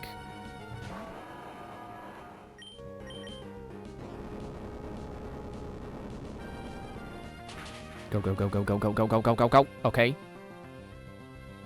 Meteor Mash. I don't know what that is. Are you kidding me?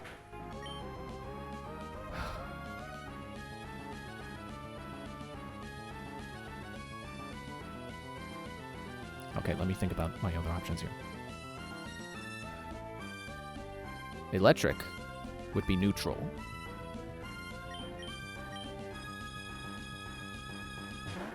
I know I have Fire on Galleon. Meteor Mash again. It missed!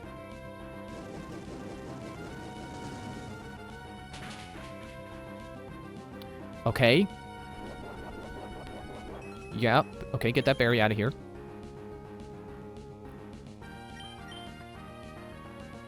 It missed again. But I didn't. Come on. Burn?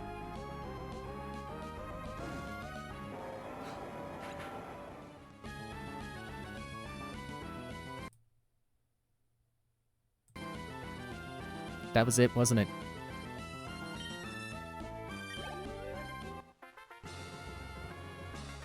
Finally!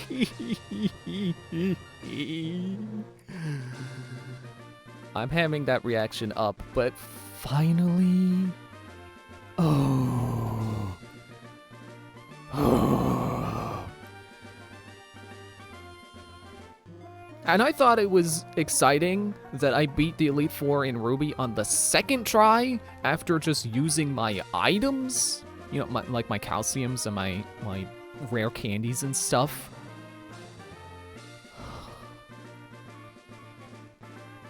This was a true triumph. Blood, sweat, and tears. I, the champion, fall in defeat. You fall. Kudos to you, Brendan. You are a truly noble Pokemon trainer. I don't even care about the money. The game is done. I don't need money. I need leaf green.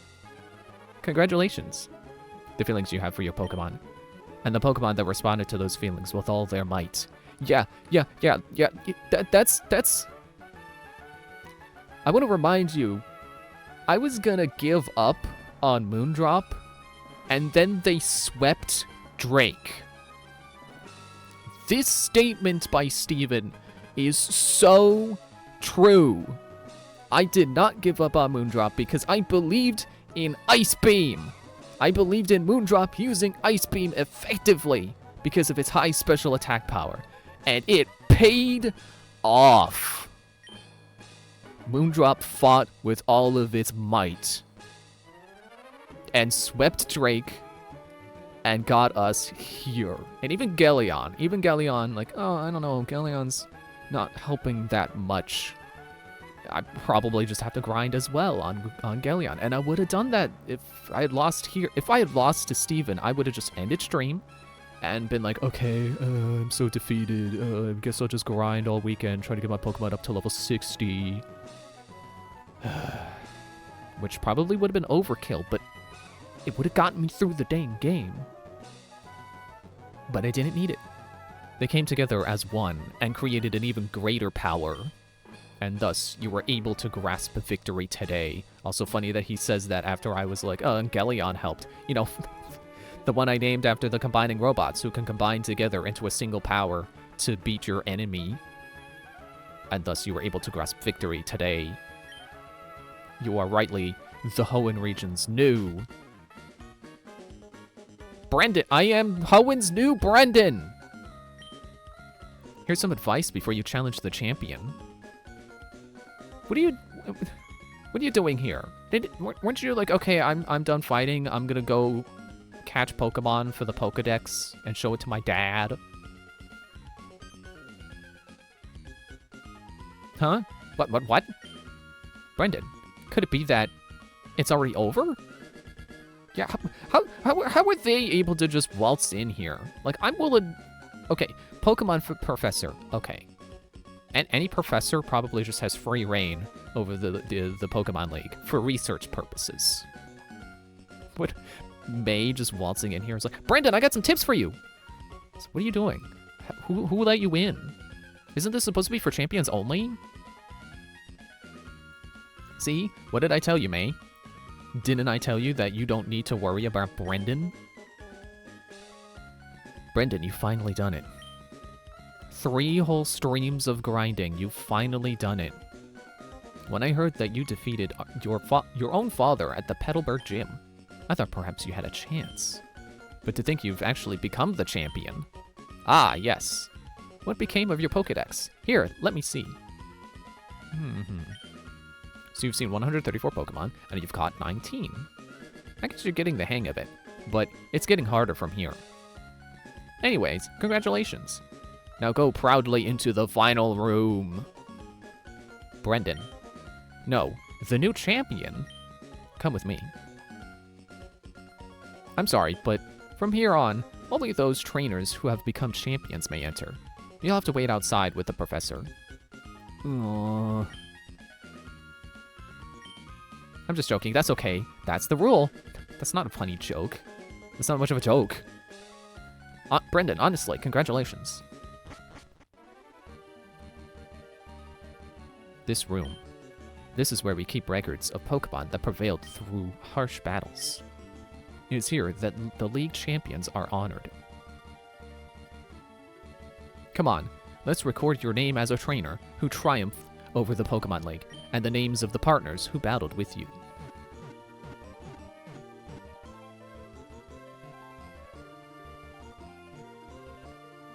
I've said several times that I think my team was terrible, but I don't think the Pokemon themselves were terrible. I just shouldn't have had them all on the same team, maybe, but they all... I think this is another team where they all pulled their weight. Some more than others, sure, but they all contributed. All the Pokemon on the upper row are green. League champion, congratulations. It's too bad I didn't have this team in Emerald, because then it could have been the Emerald team.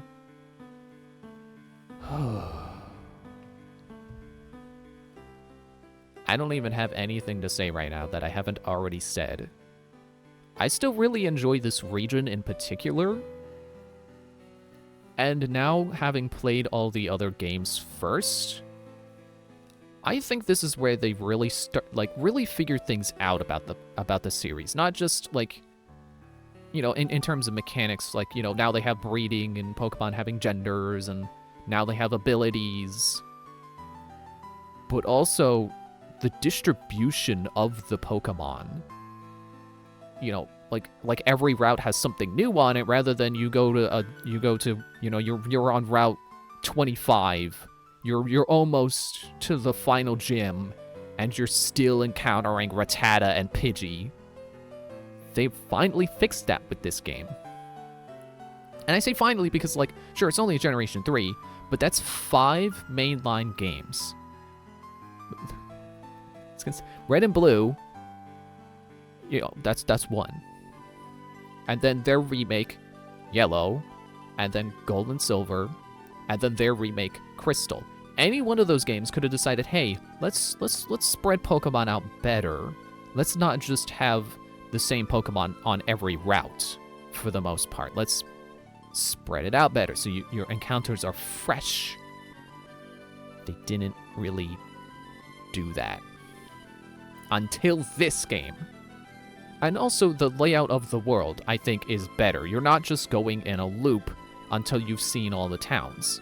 You have to backtrack. You have to use your new abilities to go back to, you know, use shortcuts to places you've already been to do new stuff, and then get new abilities to go to other places, like a Metroidvania.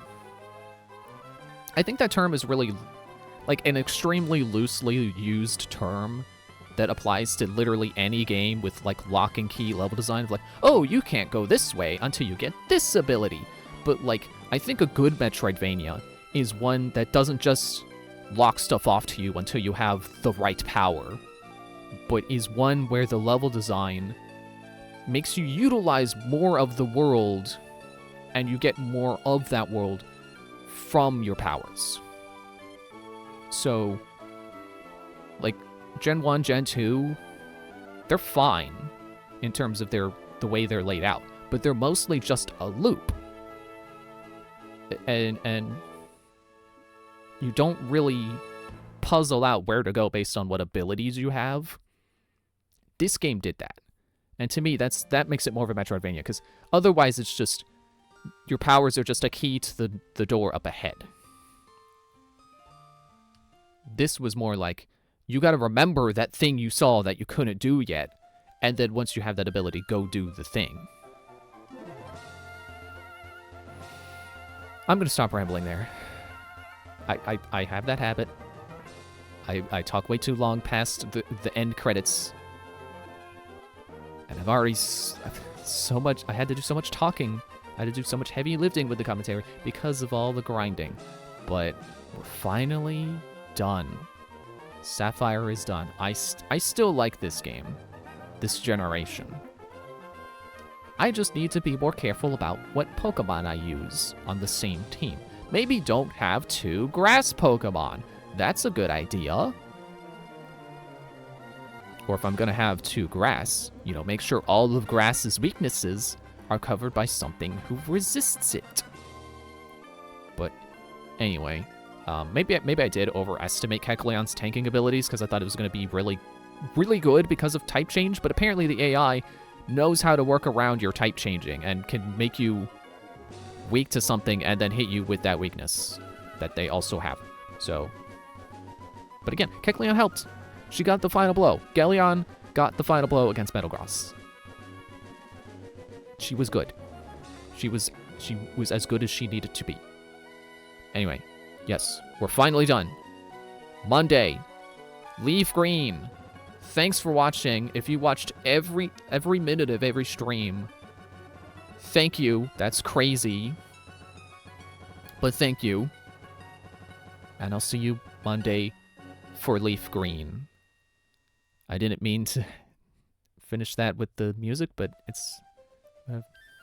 I still don't remember if I've been using end, like the regular end screen or end of series. I'm just going to do end of series, because technically this is done. If you only want to watch Sapphire, then you're done. Bye.